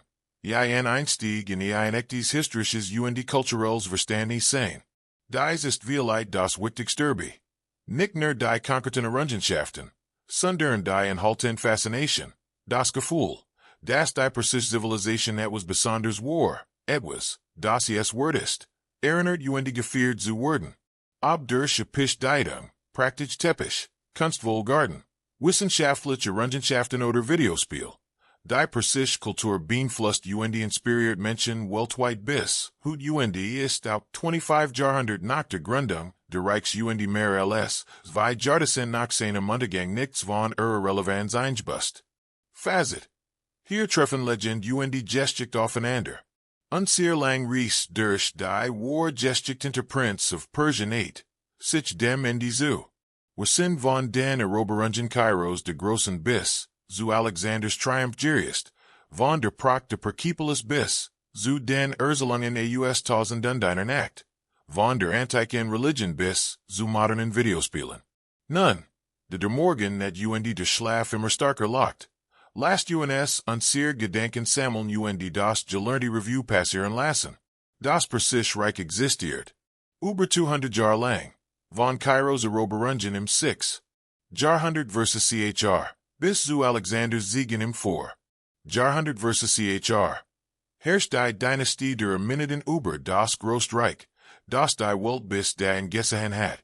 Ihr Palast erstrahlte in Gold Lapislazuli. Ihr Garten glitschen Paradiesen auf Erden. Ihr Straßen Postsystem verbanden für ein Gebiet. Ihr Toleranz gegenüber verschiedenen Völkern Religion in War für die Antik bemerkenswert. Persische Prinzen leiden wirklich. Sie wuchsen in einer Welt voller Raffinesse Gefahren auf. Wurden zu Kriegern ausgebildet zu potenziellen Herrschern erziehen. Sie letten in praktischen Palästen müssen sich in der tadlichen Palastpolitik zurechtfinden. Einig wurden zu großen Königen. And ihr starben in Erfolgskämpfen oder militaristischen Niederlagen.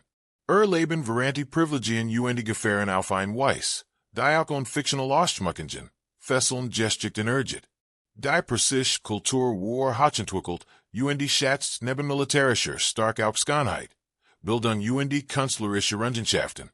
Die Perser schufen architektonisch Meisterwerk, entwickelten philosophisch religiös Konzept.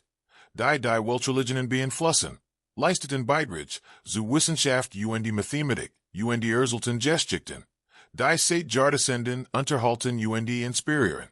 All dies ist historische Realität, dokumentiert in archäologischen Funden, antiken Texten fortbildenden kulturellen Traditionen. Es ist kein Fantasy oder Legend, sondern tatsächlich menschliche Errungenschaften, war zivilisatorische Leistungen. Die Verständnis Anerkennung verdienen. Doch auch Geschichte wandelt sich zur Legend. Geschichten über persische Könige, Helden wurden immer wieder erzählt. Ausgeschmückt Wärenfakt. Bis es mehr als nur Geschichte wurden. Schon bewahrt das persische Kultur über Jahrhundert politischer Umbruch hinweg. Die 1001 Nights sammelten Erzählungen aus verschiedenen Kulturen, darunter auch persische Quellen. Schufen so einen Fundus in abenter Geschichten, die global Popkultur prägen sollt. Dies legendären Geschichten, obwohl historisch nicht akkurat, finden etwas Wars über die persische Kultur ein. Ihr Raffinesse, ihr ästhetischen Wert, ihr Traditionen. Sie vermittelten kulturelles Gedächtnis in Formen, die über Generationen Kulturen hinweg, zugänglich Fesseln blieben. Im 20. Jahrhundert inspirierten dies alten Geschichten historischen Erinnerungen eine neue Form de Geschichten Erzählens, Videospiel. Jordan Mechner, der Ende der 1980er, Jar das Original Prince of Persia entwickelt. Griff auf Geschichten aus Tausendundeiner Nacht Persisch Miniaturmalerei Zurich. Ein Abenteuerspiel mit einem unverwechselbaren Setting visuellen Stil zu erschaffen. Der Fall des Spiels begründet ein Franchise. Die Unterbrechungen über 3 Jahren hinweg vorgeführt wird. Die Prince of Persia Spiel erheben keinen Anspruch auf historische Genauigkeit. Ihr Fantasy-Abenteuer nutzen persisch inspiriert Schauplatz, kulturell motive als Kuliss, für ein Gameplay. Das sich auf akrobatisch Jumpen einlegen. Ratzel und Kämpfe konzentriert. Der Prinz selbst ist fiktiv. Seine Fähigkeiten sind unmöglich. Seine Abenteuer rein Fantasy. Dennoch pflegen die Spielverbindungen zur realen Precision, Geschichte und Kultur. Die Architektur orientiert, sich in tatsächlichen Precision Stylen.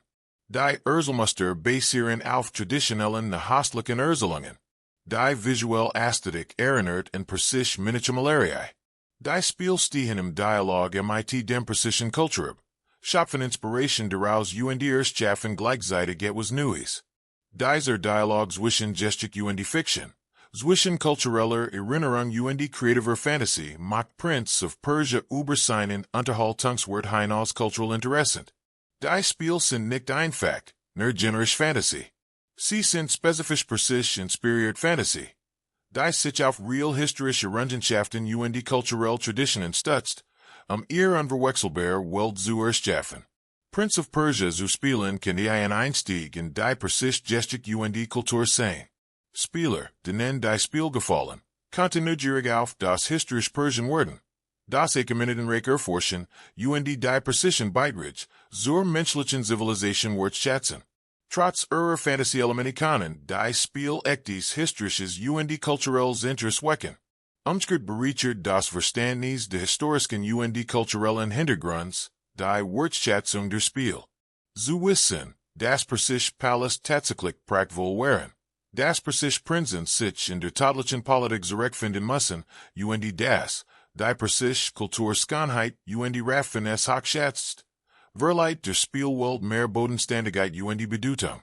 Die Beziehung zwischen Prinz of Persia und der Persischen Geschichte ähnelt der Beziehung zwischen mittelalterlicher Fantasy-Literatur und dem realen mittelalterlichen Europa. Die Fantasy greift auf historische Bilder, kulturelle Motive und die allgemeine Atmosphäre Zurich und transformiert es zu etwas Neuem. Sie ist nicht Geschichte, aber es steht im Dialog mit der Geschichte und schafft Unterhaltung. Die von historischer Resonanz profitiert.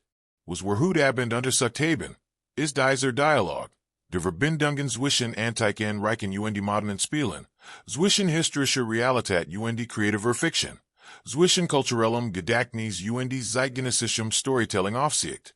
Haben gesehen, wie die Eroberungen von Kyros, die Herrschaft von Darius, die Ambitionen des Xerxes und Alexanders Triumph in historisches Fundament schaffen. Haben gesehen, wie Zoroastrische Glaubensvorstellungen, Persisch Garden, Palästinischen und Thronfallkampf ein Kultur prägten.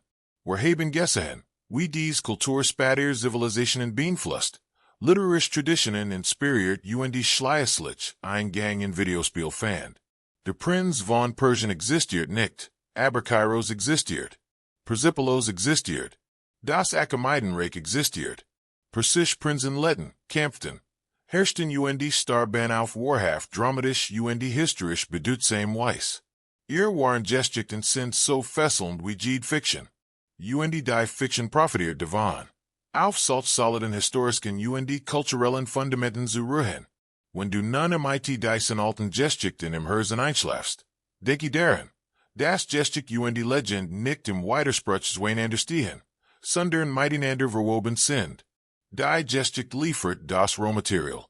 Die Legend formt es zu gestalten. Die Überzeit und Kulturen hinweg Bedeutung behalten.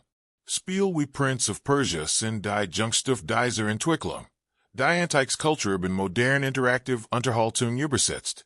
Der Prinz von Persien Jeter Prinz. Der in den Palästen der Achaemeniden Aufwatches. Zum Krieger ausgebildet und Staatskunst lernt. Sich in der täglichen Politik zurechtfand und manchmal jung starb. Der Reich regiert oder in Rebellionen fiel. Ihr Geschichten, so from bekannt, faszinieren, wenn unbekannt sind. Ihr Geheimnis regen die Fantasien. Der fiktive Prinz von Persien ist ein Figur in Spielen und Filmen.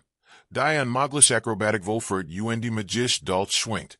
Ist Unterhaltung, Eskapismus, ein Abenteuer in wunderschönen, aber gefahrlichen Welten.